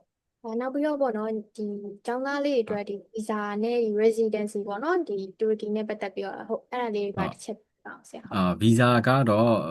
မြန်မာနိုင်ငံမှာတန်ရုံးရှိတယ်တူရကီတန်ရုံးရှိတယ်မြန်မာတန်ရုံးကတော့တူရကီမှာမရှိဘူးတူရကီတန်ရုံးကမြန်မာမှာရှိတယ်အဲ့တော့မြန်မာနိုင်ငံကတော်မှာဖြစ်တဲ့အတွက်ဗီဇာကတော့မြန်မာနိုင်ငံမှာရှိတဲ့တူရကီတန်ရုံးမှာဝင်လျှောက်ရမယ်ဗီဇာကတော့မခက်ပါဘူးလွယ်ပါတယ်ဗီဇာကျောင်းတွေရဲ့ acceptance letter တွေပါရလို့ရှိရင်ဗီဇာကလည်းရှော့ရှော့ရှူနဲ့ရသွားမယ်ဗီဇာတော့တိတ်ခက်ခဲမရှိဘူးဟိုရောက်သွားရင်တော့ sorry ဟိုရောက်သွားရင်တော့မြန်မာတန်ရုံးကတူဒီမှာမရှိဘူးအဲ့ခါကျတော့ကိုကpassport တက်တန်းကုန်သွားတဲ့အချိန်တွေပါရှိရင်တော့ Egypt ကိုလှမ်းပြီးပို့ပေးရတယ် Egypt မှာမြန်မာတန်ရုံးရှိတယ်ဆရာတော်ကလည်းEgypt ကိုလှမ်းပြီးပို့ပေးရတယ်အနည်းဆက်ဆုံးပေါ့နော် Egypt ကကင်နေတူရကီမှာရှိရမြန်မာတွေအတွက် passport ဆို Egypt မှာရှိရမြန်မာတန်ရုံးကကင်နေအဲ့ Egypt မှာရှိမြန်မာတန်ရုံးကို DHL တွေပိုင်းနဲ့လှမ်းပို့ပြီးတက်တန်းတိုးတာပဲလုပ်ရလိမ့်မယ်ဒါကတော့ဟိုရောက်သွားရင် passport တွေပိုင်းတက်တန်းတိုးခြင်းလို့လုပ်ရတယ်residency ကတော့တူရကီနိုင်ငံသားဖြစ်ချင်တယ်ဆိုရင်ရိုင်းတော့မလွယ်ဘူးသူတို့ကလည်းသူတို့နိုင်ငံသားကလည်းအနေနဲ့ကြက်တယ်သူတို့နိုင်ငံမိန်းကလေးဆိုရင်တော့သူတို့နိုင်ငံလူမျိုးနဲ့အိမ်တောင်ပြုရမယ်အိမ်တောင်ပြုရင်တော့မိန်းကလေးဆိုရင်တော့ရနိုင်ယောက်ျားလေးကတော့သူတို့နိုင်ငံမျိုးသမီးနဲ့အိမ်တောင်ပြုရင်တော့မရဘူးအဲ့လိုရှိတယ်မျိုးသမီးဆိုလို့ရှိရင်တော့နည်းနည်း chance ပိုများတယ် residency ရဖို့ပေါ့နော်အဲ့လိုမဟုတ်ဘူးနောက်တစ်ခုကresidency လို့ကျရင်တော့သူတို့ကဟိုပတ်စံပေးတဲ့ဟာမျိုးတစ်ခုရှိတယ်ပတ်စံပေးဆိုတာသူတို့မှာရှိ property ပေါ့ property ကဒေါ်လာ1 million လောက်မသိ invest လုပ်တယ်ဒါမျိုးတွေပေါ့နော်ဒါတွေကတော့နိုင်ငံတော်တော်များများရှိပါတယ်အီတလီတို့ပါမှာရှိတယ်သူတို့နာမှာရှိကွန်ဒိုဝယ်တယ်ဒါမျိုးတွေပေါ့နော်အဲ့လိုတွေ invest လုပ်တယ်ဆိုလို့ရှိရင်တော့ residency ကိုရှောက်ခွင့်ရှိတယ်အဲ့လိုဟာတွေက residency လမ်းကြောင်းတွေတော့ရှိပါတယ်တူရကီကflourish ဖြစ်တဲ့ country ထဲမှာပါတယ်အရင်တော့အခုနောက်ပိုင်းတော့နည်းနည်းသူတို့လည်းဒီဟိုပါဗောနော်budget ရတော့နည်းနည်းတော့သူတို့လည်းထိတာပေါ့ဘာလို့ဆိုတော့ကမ္ဘာလုံးကလည်းcrisis တွေလည်းဖြစ်နေတာဆိုတော့ဆရာတို့တော့ရောက်တော့ဥပမာပြောရရင်$1ကိုစင်ကာပူရင်းနဲ့ဆို1.2အဲ့တော့နော်တူရကီငွေက1.6ပဲရှိတယ်အခုတူရကီငွေက$1ကို36 38ဖြစ်သွားပြီတော်တော်ကြီးကိုကျသွားတယ်တူရကီတန်ဖိုးอ่ะဗောနော်ဒါပေမဲ့တူရကီမှာအခုလက်ရှိထိကိုအကောင်းဆုံးအလုပ်ဝင်အကောင်းဆုံးအလုပ်ကိုပြအောင်ဆိုဆရာအောင်ပဲဆရာအောင်အလုပ်ကလက်ရှိ strong ဖြစ်ဆုံးအလုပ်ထဲမှာပါတယ်တူရကီမှာဆရာအောင်ဆိုလို့ရှိရင်ဂုဏ်သိက္ခာလည်းအရင်ရှိရဲ့ဆရာတို့ဒီမြန်မာနိုင်ငံလိုမျိုးပဲနော်မြန်မာနိုင်ငံဆရာအောင်ဆိုလို့ရှိရင်လူတွေက respect ထားပြီးတော့ဂုဏ်ထားပြီးတော့ကြည်ကြတယ်လို့ပဲတူရကီမှာလည်းဆရာအောင်ဆိုတာ ਨੇ သူတို့လုံးဝ respect ထားပြီးတော့ကြည်ကြတယ်ကိုကတော်တော်လေးကို privilege ပေါ့နော် privilege class ထဲမှာပါတယ်ဆရာအောင်ဆိုတာတူရကီမှာပြီးတော့လစာလည်းအကောင်းဆုံး class ထဲမှာပါတယ်ခုနပြောသလိုခုနအခြေခံလစာကအကြောင်းပြီးသွားရင်ကအနည်းဆုံး3500လောက်ကအောက်ထစ်စအောင်ရတယ်တစ်လောက်လေဒေါ်လာ3500လောက်အစရတယ်အဲ3500ဆိုတာတော်တော်ကောင်းတဲ့လစာလို့ပြောလို့ရတယ်ပေါ့နော်ဘာလို့လဲဆိုတော့သူတို့ရဲ့နိုင်ငံရဲ့ကိုကပြန်ကုန်မဲ့စီကိုကြည့်လိုက်လို့ရှိရင်တစ်လောက်900 maximum 1000လောက်ပဲကုန်တာအဲကြော3500ရတဲ့အချိန်မှာ1000ကုန်တယ်ပဲ1000ခုလက်ထဲမှာ1500 2500လောက်ကျန်တယ်လို့ပေါ့နော်ဒါကအောက်ထစ်နောက်ပိုင်းကျလို့ရှိရင်တစ်နေ့လောက်နေလို့ရှိရင်အနည်းဆုံး4000 5000လောက်ကအနည်းဆုံး AC ရတယ်ပေါ့နော်အဲ့ဒါ specialization တွေမှာမတက်ဘူး master တွေမှာမတက်ဘူးဆိုရင် master တွေတက်လိုက်လို့ရှိရင်တော့9000 8000လောက်ထိကိုလာစာတက်သွားမှာပေါ့နော်တူရကီမှာဘာလို့စေးကြောင်းတက်တင်လဲပေါ့နော်အဓိက main advantage ကပြောရရင်တော့ဒါ salary ပဲ salary ကတော်တော်ခိုင်မာတယ်ဒါဖွင့်ပြောရင် salary ခိုင်ပါတယ်ပေါ့နော်အလုပ်ကိုင်ခွင့်လည်းခိုင်ပါတယ်တခြားနိုင်ငံတွေကိုကြည့်လိုက်ဥပမာထားပါတော့မလေးရှားကြည့်မယ်ဆိုရင်မခိုင်ပါဘူးမလေးရှားကဆရာအောင်လုပ်လဲလုပ်လို့မရဘူးနောက်တစ်ခုက internship တွေဆင်းလို့မရဘူးဂျော်ဂျီယာမခိုင်ပါဘူးကျောင်းပြီးသွားရင်ဆရာအောင်လုပ်လို့မလွယ်ဘူးပြီးရင်ဆရာအောင်တယောက်လာစာဂျော်ဂျီယာမကောင်းဘူးပိုလန်ဆရာအောင်တယောက်လာစာမကောင်းဘူးလုပ်လည်းမလွယ်ဘူးတူရကီဆရာအောင်လာစာအရန်ကောင်းတယ် foreign doctor ချက်ချင်းလုပ်လို့ရတယ်ဒါဒီသူရဲ့လုံးဝ strong ဖြစ်တဲ့ advantage ပဲနောက်တစ်ချက် second သူရဲ့ဘွဲလက်မှတ်တစ်ကမ္ဘာလုံးတည်မဲ့ပြူတယ်သူ့မှာလုပ်ချင်လားအေးဆေးပဲအရန်ကောင်းတယ်သူမှမလုပ်ချင်ဘူးအမေရိကသွားမလားသွားလို့ရတယ် UK သွားလို့ရတယ်တက်ဆိုင်ဆောင်ပွဲ PLUB တို့ USMLE တို့ AMC တို့ဒါတွေဖြည့်ပြီးသွားလို့ရတယ် recognition အရန်ကောင်းတယ်ဘာလုံးကလက်ခံတဲ့ပွဲလက်မှတ်ဖြစ်တယ်နှစ်ချက်သုံးချက်ကဲကွာအဲ့မှာပဲအလုပ်လုပ်တယ်ဆိုလို့ရှိရင်ကုန်ကြစရိတ်ထားပါဆေးကြောင်းမှာ6000ခွဲကုန်တယ်6နှစ်လုံးတက်လို့6000ခွဲကုန်တယ်နော် tuition fees ပေါ့နော်ဒီစိတ်စားစရိတ်တော့ဆရာမပြောဘူးပေါ့ tuition fee 6000ခွဲကိုကအဲ့မှာလုပ်လို့ရှိရင်2နှစ်လောက်နဲ့ကိုပြန်ရှာလို့ရတယ်ကိုပတ်စံတစ်လကိုအနည်းဆုံး4000လောက်3500 4000လောက်ဝင်နေပြီဆိုရင်2နှစ်လောက်ဆိုရင်ကိုအရင်ကြည်သွားပြီအဲ့လိုမျိုးပေါ့နော်အဲ့မျိုးလေးပြန်ချိန်လို့ရပါဘူးအမေရိကတော့ပေါ့ဆိုရန်အရင်စီကြီးလေဆရာကအမေရိကမှာလည်းဖတ်လို့ရပါပဲအမေရိကန်ထရီမှာဖတ်မှာမဟုတ်ဘူးအမေရိကန်မှာဖတ်မယ်ဆိုရင်ဆရာတယောက်ကိုတစ်နှစ်ဒေါ်လာအနည်းဆုံး2000 3000မီနီမမ်အောက်ထက်ကုန်ပါလေ tuition fees ကြီးပဲနေစိစားစီပါသေးဘူးဒါမျိုးရှိတယ်အားမျိုးလေးရှင်းလို့ရတာပေါ့နော်ဂျော်ဂျီယာတို့ပေါတက်ဆိုင်တော့တူရကီနည်းနည်းတော့ဈေးများခုနပြောဂျော်ဂျီယာ8000လောက်ပဲရှိမယ် tuition fees ကဒါပေမဲ့ခုနပြောမတေးကြဘူးဂျော်ဂျီယာမှာကျောင်းပြီးတော့ရှင်နာဂတ်လာမရှိဘူးမရှိဘူးဆိုတာတခြားနိုင်ငံကူရမယ်အမေရိကသွားမလားဘယ်နိုင်ငံသွားမလဲကူရမယ်တူရကီကိုသွားခြင်းလားသွားမသွားခြင်းလားတူရကီမှာဆက်လုပ်အဲ့ဒါကိုအရန်ကောင်းတယ်strong ဖြစ်တဲ့reason တစ်ခုပဲတူရကီရွေးတဲ့ reason တစ်ခုပေါ့နော်ဘာလို့ဆိုတော့ကျောင်းသားတိုင်းကကျောင်းပြီးတော့ね USMLE ဖြည့်ပြီးတော့အောင်မဲ့ကျောင်းသားမဟုတ်100မှာအကုန်လုံး100လုံး USMLE မအောင်နေကြဘူး USMLE ပါဆိုတော့လွယ်တဲ့ exam တော့မဟုတ်တကယ်စာကြိုးစားပြီးတကယ်ဟောဖြစ်တဲ့လူမှပဲအောင်တာပေါ့နော်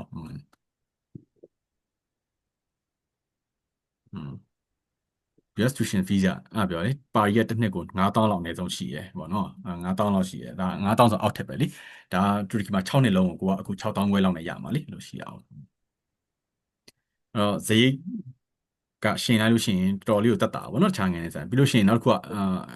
quality education ရဲ့ quality education quality ကိုကြည့်ရင်အရန်ကောင်းတယ်ဆရာကိုယ်တိုင်လည်းတူရကီမှာစေချောင်းပြီးခဲ့တာဆိုတော့ကိုယ်တိုင် recommend လုပ်တယ်ပေါ့နော်တော်တော်လေးကိုကောင်းတယ်တရုတ်တို့ဘာလို့တော့ဆရာမသိဘူးပေါ့နော်တရုတ်မှာလည်းစေချောင်းနေခုနောက်ပိုင်းတော့တက်ကြတယ်များတယ်တရုတ်မှာလည်းဒါပေမဲ့တရုတ်ရဲ့အဓိက barrier language ပဲတရုတ် language ကအရန်လည်းမလွယ်နေဘူးတရုတ် language ကကမ္ဘာမှာအခက်ဆုံး language တွေမှာတရုတ်လည်းပါတယ်ကမ္ဘာမှာအခက်ဆုံး language က Arabic Russia Chinese ဒါတွေကကမ္ဘာမှာအခက်ဆုံး language တွေမှာပါတယ် Turkish ကကမ္ဘာမှာအလွယ်ဆုံး language တွေမှာပါတယ်ဒါတွေက Google မှာလည်းရှာကြည့်လို့ရပါတယ်တရုတ်ကလည်းအလွယ်တဲ့ language တွေမှာပါမနေဘူးအဲ့တော့တရုတ်ပြည်မှာပဲစိုက်ပြီးဆရာအောင်လုပ်မယ်ဆိုလို့ရှိရင်တော့တရုတ်စကားတွေပဲတင်ရမယ်ဒါမျိုးပေါ့နော်တူရီမှာလည်းတူရီစကားမတင်အောင်လို့ဆိုတင်ရမယ်ဒါပေမဲ့ခုနကပြောတူရီစကားလွယ်တယ်ပြီးလို့ရှိရင်ခိုင်မာချက်ရှိတယ်ကိုယ့်ရဲ့စေချောင်းပြီးသွားရင်ဆရာအောင်တယောက်အနေနဲ့ရက်တီလို့ရတယ်ပေါ့နော်ခိုင်ပါတယ်ပေါ့နော်တရုတ်ပြည်မှာတော့ဆရာမပြောတတ်ဘူးဆရာအောင်တယောက်အနေနဲ့ကိုယ် foreign doctor အနေနဲ့လုပ်လို့ရလားမရလားဆရာတခြားတော့မသိဘူးတရုတ်ဘာတော့လေရှိရ ပဲဆရာ ဟုတ်ကဲ့ ဟုတ်ပြီးတော့ပေါ့နော်ညီမတို့ဒီ Middle East နဲ့ပတ်သက်ပြီးတော့ဒီတချို့သတင်းလေးတွေလည်းကြားနေရဆိုတော့လေဒီနိုင်ငံနဲ့ပတ်သက်ပြီးတော့ safe ဖြစ်မဖြစ်ပေါ့နော်ဒီ link လေးတွေအတွက်ကောချီနေလာလို့နော် ဟုတ်ကဲ့ အဲ့ဒါလေးနဲ့ပေါ့ ပြောပြပါမယ်နော်safe ဖြစ်လားဆိုလို့ရှိရင်တရားမှာဆရာကတော့ပြောချင်တာ98%လောက် safe ဖြစ်တယ်တော်တော်လေးကို safe ဖြစ်တဲ့ country တွေမှာတူရကီကပါတယ်ပြီးတော့ဆရာတို့ဒီတူရကီကတော်တော်လေးကို develop ဖြစ်တဲ့ country တွေမှာပါတယ်ပေါ့နော်ဆရာတို့တန့်ရှင်းမှုတွေပါရအစတက်ရက်တယ်တန့်ရှင်းတယ်နိုင်ငံကောင်းတယ်ဆရာအနေနဲ့တော့ဆရာသဘောကျတယ်တော်တော်လေးပေါ့နော်ဆရာနိုင်ငံတော်များရောက်ဘူးပါပြီတူရကီလည်းရောက်ဘူးတယ်ဒီတူရကီသွားတော့ဆိုဆရာရှန်ဂန်ဗီဇာယူပြီးတော့ယူရိုပလည်းလဲလိုက်တယ် France တို့ဒီဂျာမနီတို့ပြီးတော့ဘယ်လ်ဂျီယံမှာဆရာအန်ကယ်ရှိရဦးလေးရှိရဘယ်လ်ဂျီယံတို့သွားခဲ့နိုင်ငံတော်များသွားခဲ့ယူရိုပီယန် country တော်တော်များထဲမှာတူရကီကတော်တော်လေးကိုတက်ရက်ပြီးတော့တန့်ရှင်းတဲ့နိုင်ငံတစ်ခုအနေနဲ့ဖြစ်တယ်ပေါ့နော်တချို့နိုင်ငံတွေဆိုဥပမာပြင်သစ်တို့ဘာလို့တချို့နေရာတွေဆိုတော့အဲ့လောက်မတက်ရဘူးတူရကီလောက်မတက်အောင်ပေါ့နော်မတက်တဲ့ရက်ွက်တွေရှိရပေါ့နော်တူရကီကတော့တော်တော်လေးကိုတန့်တယ်တခြားကောင်းတယ်နောက်တစ်ခုက safe ပေါ့ safety ပိုင်းအရန် safe ဖြစ်တယ်မိန်းကလေးတွေညပါဒီလိုတယောက်တည်းတစ်နာရီနှစ်နာရီသွားတယ်လာတယ်ဆရာတို့ university life တုန်းကဆရာတို့တငယ်ချင်းမိန်းကလေးတွေရှိရပေါင်းသင်းတွေရှိရသွားကြတယ်ဘာပြဿနာမှမရှိဘူးတော်တော်လေးကို safe ဖြစ်တဲ့ country တွေမှာပါတယ်ခုနပြောတဲ့အခုလက်ရှိမတည်မငြိမ်ဖြစ်နေတဲ့ဒီ Israel ပေါ့နော် Israel နဲ့ဘိုင်းကလည်းတူရကီကိုလုံးဝ affect ရှိမှာမဟုတ်ဘူးတူရကီရဲ့ပြီးနောက်တစ်ခုကတူရကီရဲ့ army ကကမ္ဘာမှာ strong ဖြစ်ဆုံး army ထဲမှာပါတယ်နံပါတ်4လား5လားမသိချိတ်တယ် Turkish army ကလေတော်တော်လေးကိုတူရကီကလည်း army ကကြီးတယ်ပြီးတော့သူတို့နိုင်ငံရဲ့လုံခြုံရေးကလည်းတော်တော်လေးကောင်းတယ်ပြီးတော့နောက်တစ်ခုကမျိုးချစ်စိတ်ပေါ့တူရကီလူမျိုးတွေကမျိုးချစ်စိတ်အရန်ပြင်းပြမျိုးချစ်စိတ်ကြီးတဲ့လူမျိုးတွေမှာပါတယ်ဘာလို့ဆိုတော့2016လောက်တော့တူရကီမှာကုဖြစ်တယ် military ကုဖြစ်တယ်ကြားမိလားတော့မသိဘူးเนาะအဲ့တော့ဆရာတော်မှမြန်မာနိုင်ငံခဏပြန်လာလေလာတဲ့ချိန်ကျွန်လာတော့ဆရာအဲ့လိုမျိုးကြောင်းပိတ်ချိန်ဆိုရင်နေရာကြီးဆိုခဏပြန်လာတယ်နှစ်တစ်ခါတော့ပြန်လာတဲ့အချိန်မှာကုဖြစ်တာဆရာရောက်နေဆရာမြန်မာနိုင်ငံရောက်နေတူရကီမှာကုဖြစ်တယ်ကုကသူတို့ကတညပဲကြားလိုက်တယ်။ဘာလို့ဆိုတော့သူတို့အခုဖြစ်တဲ့အချိန်မှာ Erdogan ပေါ့ Erdogan ဆိုတော့သူတို့နိုင်ငံ president ပေါ့နော်သူတို့ president က Cyprus ကိုရောက်နေတယ်။အဲ့တော့ချက်ချင်းအဲ့အချိန်မှာသူတို့နိုင်ငံထဲမှာခုဖြစ်သွားတော့ Erdogan helicopter ပေါ်တက်စီးပြရတယ်။တခါ helicopter နဲ့ live နဲ့သူတို့နိုင်ငံလူတွေမင်းတို့ငြိမ်ခံနေနဲ့အပြင်ထွက်ကြပါညာဆိုပြီးတော့သူကပြောလိုက်တယ်အဲ့မိန်ပြောလိုက်တယ်အဲ့တန့်ကားတွေပါအရှိကိုတူရကီလူမျိုးတွေကတခါအိပ်လိုက်တာအဲ့ military တန့်ကားတွေပါအရှိကိုကောက်အိပ်လိုက်တာ military အဲ့ soldier တွေကလည်းတခုလည်းကောင်းတာပေါ့နော်သူနိုင်ငံ soldier တွေကလည်း educated တွေဖြစ်တဲ့ပုံမှာလူတွေကိုမလုပ်တာလည်းပါတယ်အဲ့ဒါကြောင့်လည်းခုကတညတဲ့နဲ့ပြက်ပြဲသွားတယ်သူတို့နိုင်ငံလူအကုန်လုံးလမ်းပေါ်ထွက်ကြတဲ့အချိန်မှာမျိုးချစ်စိတ်အရန်ကြီးတယ်အဲ့တော့သူတို့နိုင်ငံသူတို့ကာကွယ်ပြီးမျိုးချစ်ကြီးရဲ့လူမျိုးတွေဖြစ်တော့အရန်စိုးရင်ရတယ်ဒီမှာမပါဘူးသူတို့နိုင်ငံကလည်းစစ်ဖြစ်တဲ့နေရာမှာဂျားညက်ဖို့လည်းဆရာမမြင်ဘူးဘာလို့ဆိုတော့ Israel တို့ဒီအီရန်တို့ကသူတို့ကအချင်းချင်းဟိုးရင်လည်းပဋိပက္ခဖြစ်နေတာကြားလာပြီတူရကီကအင်အားကြီးနိုင်ငံလည်းဖြစ်တယ်အမေရိကတို့ဘာလို့ကလည်းတူရကီကိုတိတ်ပြီးတော့ထိရတဲ့နိုင်ငံတွေမှာတော့မပါဘူးဘာလို့ဆိုတော့တူရကီကတော့နဲ့သူလည်းရက်တည်နေတဲ့နိုင်ငံပေါ့နော်ပြီးတော့ Arab country တွေရဲ့လက်အောက်မှာလည်းတူရကီကရှိမနေဘူးအခုဒါပါတော့ Arab country တို့ Saudi တို့အဲ့တအုပ်စုအဲ့အုပ်စုရဲ့လက်အောက်မှာတူရကီကမရှိနေဘူးတူရကီကတတ်တော့နေလို့အဲ့လိုမျိုးဖြစ်နေတာSaudi တို့ဘာတို့ကတတ်ခုနပြောလို့တူရကီကတခုပေါ့နော်လူတွေကထင်ကြ Islamic country ဆိုလို့ရှိရင်ဒီ Arab country တွေလိုမျိုးပတ်ဝါဆောင်တွေခေါင်းမူးချုံတွေဒါမျိုးတွေပေါ့နော်အဲ့မျိုးတွေပြီးခါကျ Islamic law တွေအရင်ပြင်းလားဒါတွေကအရင်မြန်မာလူမျိုးတွေဘယ်သူပဲဟိုပေါ့နော်ခေါင်းထဲမှာဖြစ်တဲ့ question ဒါပေမဲ့တူရကီကဆရာတို့ဘယ်လိုလဲတူလဲဆိုတော့အခုမှမလေးရှားကိုလမ်းကြည့်လိုက်မလေးရှားဆိုရင်အရင် develop ဖြစ်ပြီးတော့မလေးရှားအရင် open ဖြစ်တဲ့ country မှာပါတယ်နိုင်ငံသားတွေလည်းအရင်များတယ်သူ့ခေါင်းမူးချုံတက်ရှိရဲဒါပေမဲ့ law ကတည်ငြိမ်ပြီးတော့ country stable ဖြစ်တယ်မလေးဆိုတာ အဲ့လိုပုံစံမျိုးပဲတူရကီဒီလည်းအဲ့ဒီပုံစံမျိုးသွားနေသူ့မှာလည်းခေါင်းမှုခြုံနေရှိရဲဒါပေမဲ့အရင် stable ဖြစ်တယ်ခုနကပြောတဲ့sharia laws တွေပါတွေပုံ apply မဖြစ်ဘူးသူတို့ democratic law နဲ့သွားတာဆရာတို့ဒီဥပုလတွေပိုင်းမှာဥမာထားပါတော့ဒီအစော်ဒီလိုပေါ်မှာဥပုလတွေပါဆိုလို့ရှိရင်လမ်းမှာထမင်းတွေပိုင်းစားလို့မရဘူးအဲ့ဥပုရက်မှာဆိုလို့ရှိရင်အပြင်မှာစားခွင့်မရှိဘူးပေါ့နော်ဒီမှာရှိမှာတူရကီမှာအဲ့လိုမရှိဘူးစားလို့ရတယ်တွားလို့ရတယ်ကြိုက်လို့ရတယ်မိန်းကလေးတွေအတူတွေပဲဝတ်လို့ရတယ်ဘာမှဖြစ်တာမရှိဘူးလို့ပေါ့နော်အဲ့တော့အရင် safe ဖြစ်တာပေါ့နော်ဟုတ်ကဲ့international student တွေအတွက်ကတော့ဘယ်မြို့လဲဆိုရင်တော့ဆရာပြောသလို Istanbul ပေါ့ Istanbul Ankara လည်းကောင်းတယ် Istanbul ကောင်းတယ် Ankara လည်းတကယ်မြို့ကြီးပဲdevelop ဖြစ်တယ် Ankara တို့ Istanbul တို့ပြီးတော့ဆရာအခုတက်ခဲ့မြို့လည်းကောင်းတယ် Bursa ဆိုတဲ့မြို့အဲ့ဒါကျတော့ဒီ Istanbul ကနေ3နာရီလောက်သွားရတယ် Istanbul အောက်နားမှာရှိတယ်တူရကီတော်တော်ရဲ့ဒီပြောရရင်တော့တူရကီ country ကstudent ပုံကြတယ် student ပုံဆိုရင် Istanbul က Europe ဘက်မှာဖြစ်တယ် Ankara အလယ်နားဖြစ်တယ်အဲ့တော့ Ankara နဲ့ Istanbul ကြားတစ်လျှောက်လုံးကလုံးဝ develop ဖြစ်တယ်အကုန်လုံး develop ဖြစ်နေတယ်အဲ့ထဲမှာပါတယ်အဲ့တော့အဲ့ကြားကဘယ် city မှာဆိုရင်အဆင်ပြေအန်ကာရဲ့ဒီဘက်နောက်ပိုင်းအရှေ့ပိုင်းတူရကီရဲ့အရှေ့ပိုင်းကြာရင်တော့နည်းနည်းလေးတော့less develop ဖြစ်သွားတယ်ဒါပေမဲ့ safety ကတော့ပြဿနာမရှိတယ်ဒါပေမဲ့ခုနပြောလို့ Istanbul တို့အန်ကာတို့လောက်တော့ develop မဖြစ်တော့ဘူးတူရကီက west ဘက်ရောက်လေပို develop ဖြစ်လေပေါ့နော်အဲ့လိုသွားတာအဲ့တော့အန်ကာနဲ့ Istanbul ကြားဘယ်မြို့မဆိုရင်ကိုကရွေးခွင့်ရှိရရွေးလို့ရတယ်အကုန်လုံးကောင်းတယ်အန်ကာမြို့လည်းကောင်းတယ် Istanbul လည်းကောင်းတယ်ကြားမြို့တွေအကုန်လုံးလည်းကောင်းတယ်အဲ့လိုပေါ့နော်ဟုတ်ကဲ့ဟုတ်ဆရာပြီးတော့ပေါ့နော်နောက်တစ်ခုအနေနဲ့ဒီ tuition fees တွေပေါ့နော်ဒီ living cost တွေ budget save ဖြစ်မဲ့ပေါ့နော်ဒီ budget မတက်နိုင်တဲ့ကျောင်းသားလေးတွေအတွက်ပေါ့နော်ဒီ recommend ဖြစ်တဲ့ကျောင်းတော့မဟုတ်မြို့ပေါ့နော်နေရာလေးတွေရောရှိရင်ပြောပြပါအောင်ဆရာဟုတ်ကဲ့လက်ရှိကတော့ဆရာတို့အခုစေးချောင်းဆိုလို့ရှိရင်တော့ဗောနော်ဈေးတွေကတော့ဘာတွေကတော့အတက်တာလုံးဈေးတွေပဲပြောရရင်တော့ပုံရင်ပြောရမှာနော်စေးချောင်းကိုကတကဘာလုံးမှာဈေးများတဲ့ဘာသာတွေမှာပါတယ်ဗောနော်ဥပမာ engineering ဘာနဲ့ဘာမှမဆိုင် engineering ဘာတွေကအဲ့လောက်မရှိဘူးတူရကီမှာ engineering နဲ့တက်လို့ရပါပဲတူရကီမှာ engineering ဆိုရင်တစ်နှစ်ကိုဒေါ်လာ1500လောက်ပဲကြားတဲ့ဟာတော့အကြောင်းတော့ရှိတယ်၄နှစ်လုံးကိုတစ်ခါတည်းတွင်းလိုက်ရင်ဒေါ်လာ6000ပဲကြားမယ်အဲ့လိုမျိုးတစ်နှစ်ကိုဆိုရင်1500လောက်ပဲကြားတယ်အဲ့လိုအကြောင်းတော့ရှိတယ် engineering ဆိုရင်ဒါပေမဲ့စေးချောင်းမှာကျတော့လို့မရဘူးစေးချောင်းကခုနလည်းပြောသလိုပေါ့နော်ကိုက investment ကတော့နည်းနည်းကြီးမယ်ဒါပေမဲ့ပြန်ရတော့ကိုကပြန်ကြည့်ရမှာအဲ့ဒါကြောင့်တူရကီမှာစေးချောင်းနေရဈေးကလည်းနည်းနည်းတင်းနေရနည်းနည်းတင်းနေတော့ဈေးကလည်းကောင်းနေရကခုနပြောဆိုကြောင်းပြီးတော့ကနေအကုန်လုံးကအာမခံချက်100%ရှိပြီးတော့ကိုကပတ်စံပြန်ရတယ်ကိုက2နှစ်လောက်နဲ့ကိုအရင်ကြည့်အဲ့မျိုးပေါ့နော်အဲ့လိုဖြစ်တဲ့ပုံမှာတော်တော်များများစေးချောင်းနေရလဲဈေးတွေကလည်းကြီးတယ်ပြီးတော့ဥရောပနိုင်ငံတော့မဟုတ်ပေမဲ့ဥရောပနဲ့ချိတ်ဆက်နေရပေါ့နော်ထိကပ်နေတဲ့နိုင်ငံတွေမှာပါတဲ့အတွက် living cost တွေပါရအစားအရင်ကြီးတော့မနေဘူးဆရာတို့ဒီဒေါ်လာ900လောက်တော့သွားမယ်တလားပေါ့နော်အာရှနဲ့ဆိုင်Asia standard နဲ့ကြည့်လိုက်တော့ living cost လည်းနည်းနည်းလေးတော့များအောင်ဒါပေမဲ့တကယ် European standard လောက်လည်း living cost ကမများဘူးအီတလီတို့ပြင်သစ်တို့ဆိုရှင်တလားကိုဒေါ်လာ900 800အနည်းဆုံးရှိရ800လောက်ရှိမှာပေါ့နော်အဲ့လိုမျိုးရှိရ1000ဂျာမနီဆို1000လောက်ရှိရ living cost ကအဲ့လောက်လည်းမသွားဘူးတူရကီကအဲ့လိုတော့ရှိတယ်စေးချောင်းကတော့ခုနပြောသလိုဒါကဆရာတို့ဈေးအသက်တာဆုံးနေဆရာတို့ရွေးထုတ်ပေးထားတာဆရာတို့နဲ့ချိတ်ဆက်ထားတဲ့ထဲမှာပေါ့နော်ဒီလို scholarship season နဲ့ပေးထားတဲ့ဟာတွေကလည်းဒါကျောင်းသားတွေအတွက်ဒီလိုအခွင့်အရေးကိုအခုဒီနှစ်မှာဒါပေးတာပုံရင်ပြောရရင်နှစ်တရာဆိုလို့ရှိရင်တစ်ချိန်နဲ့တည်းတွင်းတဲ့ scholarship မျိုးတွေတိတ်မရှိဘူးခုနပြောသလိုနှစ်စဉ်တိုင်းတွင်းသွားရတာပေါ့နော်နှစ်စဉ်တိုင်းတစ်နှစ်ကိုဒေါ်လာ1000ဝယ်ဒါမှ2000အဲ့လိုတွင်းသွားရတာပေါ့နော်အခုကို6နှစ်လုံးမှာဒေါ်လာ1000ကျော်လောက်နဲ့ရမယ်ပုံစံမျိုးလေးဖြစ်သွားတာပေါ့ဒါမျိုး scholarship တွေဒါကတော့လောလောဆယ်မှာအသက်တာဆုံးပါပဲ။ဘာလို့ဆိုတော့လက်ရှိမှာဆေးကြောင်းတွေကတကမ္ဘာလုံးမှာဈေးတွေအကုန်ကြီးနေတာ။တူရကီနေမဟုတ်ဖိလစ်ပင်းတို့ဘာလို့မှလည်းဆေးကြောင်းတွေရှိရပဲတူရကီမဟုတ်ဒါပေမဲ့အဲ့မှာလည်းဈေးကြီးတာပဲဖိလစ်ပင်းတို့ဘာလို့ဒါပေမဲ့ခုနပြောဆို living standard ကတော့ဘာမှမဆိုင်တော့ဖိလစ်ပင်းနဲ့တူရကီဆိုရှင်းလို့မရဘူးတူရကီ living standard တကယ်ကိုမြင့်တယ်ပိုကောင်းတယ်။ဂျော်ဂျီယာထက်လည်းတူရကီ living standard ပိုကောင်းတယ်ပွင့်လင်းပြောရင်ဂျော်ဂျီယာနဲ့တူရကီနဲ့ရှင်းလိုက်ရင် living standard တူရကီဒီပိုတာတယ်။ပိုလန် living standard တူရကီဒီပိုတာဆရာကိုယ်တိုင်ပိုလန်ရောက်ဖူးရလေဆရာပိုလန်ကိုတောက်ခဲ့ဒါပေမဲ့မဆိုင်ပိုလန်ရဲ့ living standard တဲ့တူရကီ living standard ပိုမြင့်တယ်အဲ့လိုပေါ့နော်ဟုတ်ကဲ့ပြီးတော့ပေါ့နော်ဒီ grant တွေကကြောဒီကျွန်တော်တို့ private တွေကပေးထားထင်တယ်နော်ဆရာဟုတ်ပါတယ် grant တွေကprivate university ကပဲပေးတာ public university မှာအဲ့လိုဟာတွေမရှိဘူး grant လည်းမပေးဘူး public university ကသူတို့ဈေးနှုန်းတစ်မျိုးသတ်မှတ်ထားတယ်အဲ့ဈေးနှုန်းအတွင်းဥပမာပြောရရင်ဆရာတက်ခဲ့ဥလူဒါဆိုတဲ့ university အခုဆရာတော့2000ပဲရှိရဲအခု12000ဖြစ်သွားပြီ12000သွင်းနိုင်တက်သွင်းနိုင်တက်ဒါမျိုးပဲသူတို့ကဘာမှ scholarship ထပ်ပေးရလည်းမရှိဘူးဒီဈေးနှုန်းပဲပေါ့နော် international ကျောင်းသားအတွက်ဆိုရင်ဒီဈေးသတ်မှတ်ထားတယ်ဒါပေမဲ့အဲ့ဈေးသတ်မှတ်ထားတာကဝင်ခွင့်ကအရန်ခတ်နေတာခုနပြောဆို international ကျောင်းသားသူတို့က တစ်နှစ်ကို10ရောက်လောက်ပဲခေါ်မယ်15ရောက်လောက်ပဲခေါ်မယ်အဲ့ဒီမှာကိုဝင်တိုးရတာအဲ့လို10ရောက်15ရောက်မှာလဲချိတ်ဆက်ထားတယ်သူချိတ်ဆက်ထားအဖွဲ့အစည်းရှိဆရာတော်ဆိုဆရာတို့ Islamic Development Bank လာချိတ်တာသူတို့အဲ့လို Islamic Development Bank က2ရောက်ပေးရမယ်ဆိုသူတို့အမြဲတစ်နှစ်ကိုအဲ့2ရောက်စာစီကဖယ်ထားပေးရတယ်သူတို့10ရောက်မှာ2ရောက်ဖယ်လိုက်10ရောက်လောက်ပဲကျွန်တော်အဲ့လိုမျိုးပေါ့နော်အခုဒီချိန်မှာဘယ်အဖွဲ့အစည်းရသူနဲ့ချိတ်ဆက်ထားဆရာတို့မသိဘူးအဲ့တော့သူတို့ privately ချိတ်ဆက်ထားတဲ့အဖွဲ့အစည်းတွေကပေးမဲ့အကြောင်းသားတွေကိုသူတို့ဖယ်လိုက်ပြီးတော့မှကြံတဲ့စီကိုကတိုးရတာအဲ့တော့အရန်အောင်ခတ်တယ်စီကအဲ့လိုမရဘူးပါလေဟုတ်ကဲ့ကို use ဆောင်မဲ့ဝင်ဖြေလို့အမှတ်ကောင်းနေအောင်မှ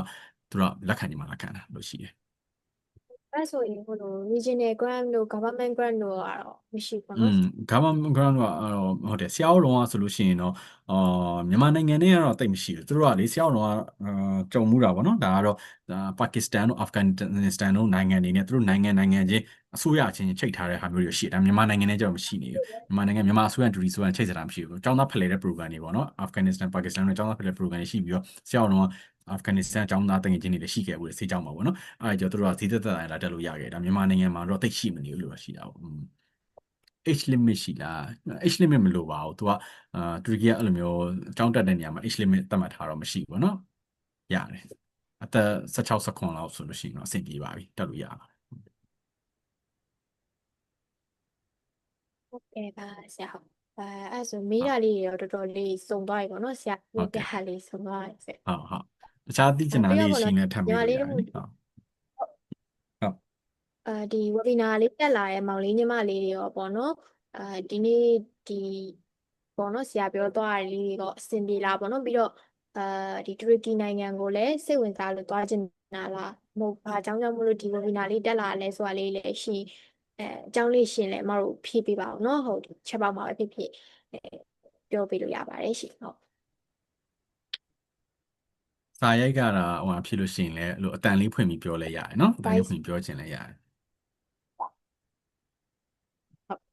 ်နောက်ထပ်သိချင်တာရှိရင်ဆရာတို့နဲ့ပုပ်ပုလေးလေးဆွေးနွေးလို့ရပါတော့ဟုတ်ပြီးတော့အခုဒီမှာလေဆရာတစ်ချက်ထပ်ဖိတ်ပြီးပြောချင်တာဘွဲလက်မှတ်ပေါ့ဆရာတို့မြန်မာနိုင်ငံဘွဲလက်မှတ်ဆိုရင် MBBS MBBS လို့ခေါ်တာပေါ့နော် MBBS ပေးတာပေါ့တူရကီကဘွဲလက်မှတ်ကျတော့သူတို့ MBBS မဟုတ်ဘူးတူရကီကဘွဲလက်မှတ် MD ဆရာဘွဲလက်မှတ်ဆိုလဲ MD ပေါ့ Doctor of Medicine လို့ခေါ်တယ်ပေါ့နော် MD ကDoctor of Medicine ပေါ့နော်သူရှိ MD လို့ခေါ်တယ်အဲ့တော့ America ဘွဲလက်မှတ်နဲ့တူတယ် America ဒီလဲ MD ပေးတယ်တူရကီဒီလဲ MD ပေးတယ်ဆရာတို့ဒီ Time ဆိုလဲ MD ပေးတယ်သူတို့ကဒီ US Trump သွားတာပေါ့ US Trump ဒီအကုန် MD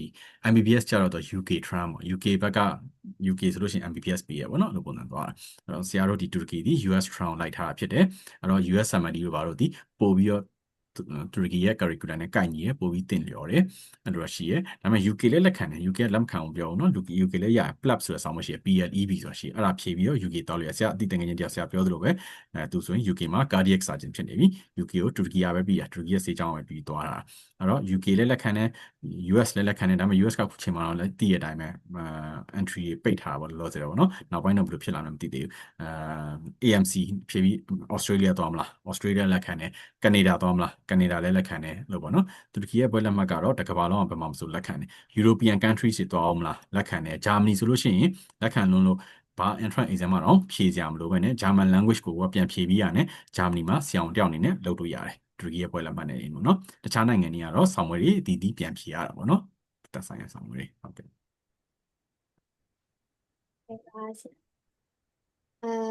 ့ဟုတ်ကဲ့ပြောတာလေးကတော့တော်တော်လေးစုံသွားပါပြီဆရာဟုတ်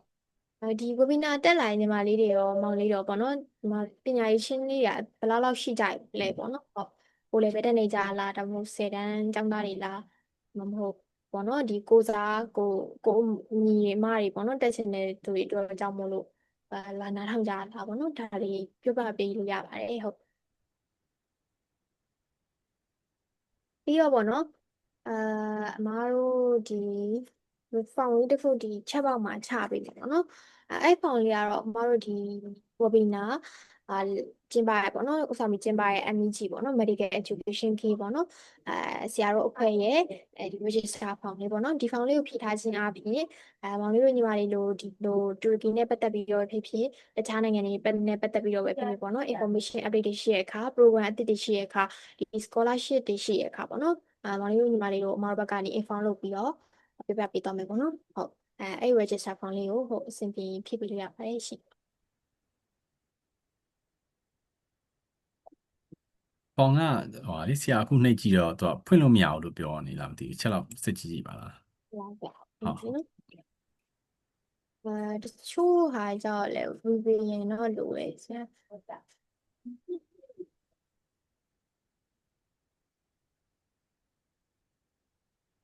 ပြန်ပို့လိုက်ပါမယ်နောက်ပြီးတော့ပေါ့နော်အမားတို့နဲ့လည်းဒီထပ်ပြီးတော့ဆွေးနွေးခြင်းနဲ့အခြားကျောင်းတွေလည်းစိတ်ဝင်စားသေးရဆိုရင်လည်းဒီ form ဖြည့်ထားရဆိုရင်အမားတို့ consultation တွေပါယူလို့ရပါတယ်consultation ကတော့အမားတို့ဘက်ကနေ free လုပ်ပေးမှာပေါ့နော်ဟုတ်ဒီကျောင်းသားလေးတွေကျောင်းရွေးချယ်သွားတဲ့အထိပေါ့နော်ပတ်ဝေးဆင်ပြေသွားတဲ့အထိအမားတို့ဘက်ကနေ consultation တွေလုပ်ပေးရပေါ့နော်ဟုတ်အခု link လေးကတော့ထပ်ပို့ထားလိုက်ပါတယ်အခုလုံးပေါ့နော်ရဘက်ကတော့ဖွင့်မရအောင်ဟုတ်အဲ့လင့် ဟုတ်လား အဲ့လင့်ကိုထပ်နေတယ်လေခုနကဟာလင့်လည်းပြန်ရောက်သွားတယ်ဆရာကတော့ဖွင့်လို့မရအောင်ဖြစ်နေဟုတ် ဟုတ်တယ်ညီမလေး link ကလည်းနည်းနည်း error တက်နေရသေးလားform ကိုတော့ရောက်သွားတယ်ဒါပေမဲ့အောက်မှာဖြည့်စရာ question တွေမရှိဘူးပေါ့နော် တင်ကိုပဲချတယ် ဟုတ်အဲ့ဒါဆရာနည်းနည်းလေးလုပ်ပေးရမယ်ရှင်လေ this is a mistake ပေါ့နေပေါ့ ဟုတ်ဆရာကျော်ရှိလားမသိဘူးเนาะဆရာတစ်ချက်လောက်ကြည့်ပေးပါဦး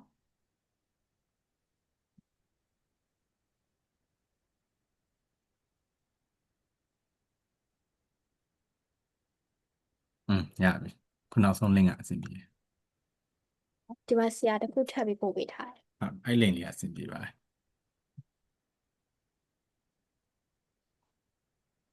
ဟော question လေးတွေမေးရမှာမေးစဉ်ဦးလားမသိဘူးပေါ့နော်ဟုတ်ညီမလေးပေါ့ညီမလေးပဲပေါ့နော်သူကမြန်မာနိုင်ငံ IGCSE ပဲပြီးထားလား GED လား10တန်းလားဘာပြီးထားလဲမသိဘူးနော်မေးစဉ်ဦးရှိလားမသိဘူး ဒီကတော့ဖြေထားပါဟောဘာလို့ကြားအောင်မြတ်ဟယ်လို ဟုတ်ကဲ့ IGCSE ကိုလည်းဖြေထားပါ ဟုတ်ပြီ IGCSE O level ဆိုလဲအခုလက်ရှိတူရကီကျောင်းတွေရှောက်လို့ရတယ်နော် private ကျောင်းတွေဆိုလက်ခံတယ် IGCSE O level GED စနစ်ဟောင်း10တန်းစနစ်အကုန်လုံးသူတို့ကလက်ခံပြီးအဲ့တော့ရှောက်တော့ရှောက်လို့ရတယ်နော်စိတ်ဝင်စားရဆိုရင်ဟုတ်ကဲ့government ကျောင်းလေးတွေလည်းမေးထားတွေ့ရပါတော့ government ကိုအရင်ဖြစ်နိုင်တော့ဗောနော် government အရင်ကွာကောင်းနေမထင်နဲ့ခုနဆရာပြောသလိုပေါ့နော်တူရကီမှာ government ပဲတက် private ပဲတက်ဘယ်ဟာပဲတက်ကိုယ့်အတွက်ကအဓိက medical certificate ရသွားဘူးပဲဒီဘွဲလက်မှတ်ပေါ့ဆေးဘွဲလက်မှတ်ရေးစိတ်ကူးတာဆင်လိုက်ခွင့် license ရင်ဒါရသွားဆိုရင်တူရကီနိုင်ငံမှာဆရာဝန်တယောက်အနေနဲ့ကိုယ်လုပ်လို့ရတယ်ဘယ်အကြောင်းကပြီးထားလဲပါညာဆိုတော့ဘယ်သူမှမကြည့်ဘူးဒါဆရာဝန်တယောက်ရဲ့အားသာချက်ပဲဆရာဝန်တယောက်ဒီဒါတူရကီမှမဟုတ်ဘူးเนาะဘယ်နိုင်ငံမှာမဆိုဘယ်ကမ္ဘာမှာပဲသွားကိုဒီဆရာဝန်ဖြစ်သွားပြီဆိုလို့ရှိရင်ဘယ်မှာပဲသွားဘယ်ကဆေးကြောင်းပြီးရလဲဆိုဘယ်သူမှတောင်းမမေးဘူး engineering နေကြလို့မဟုတ်ဆေးကြောင်းဘယ်ကပြီးလဲပါညာဆိုတော့ကိုယ့်ရဲ့အလုပ်လျှောက်လို့ရှိရင်အလုပ်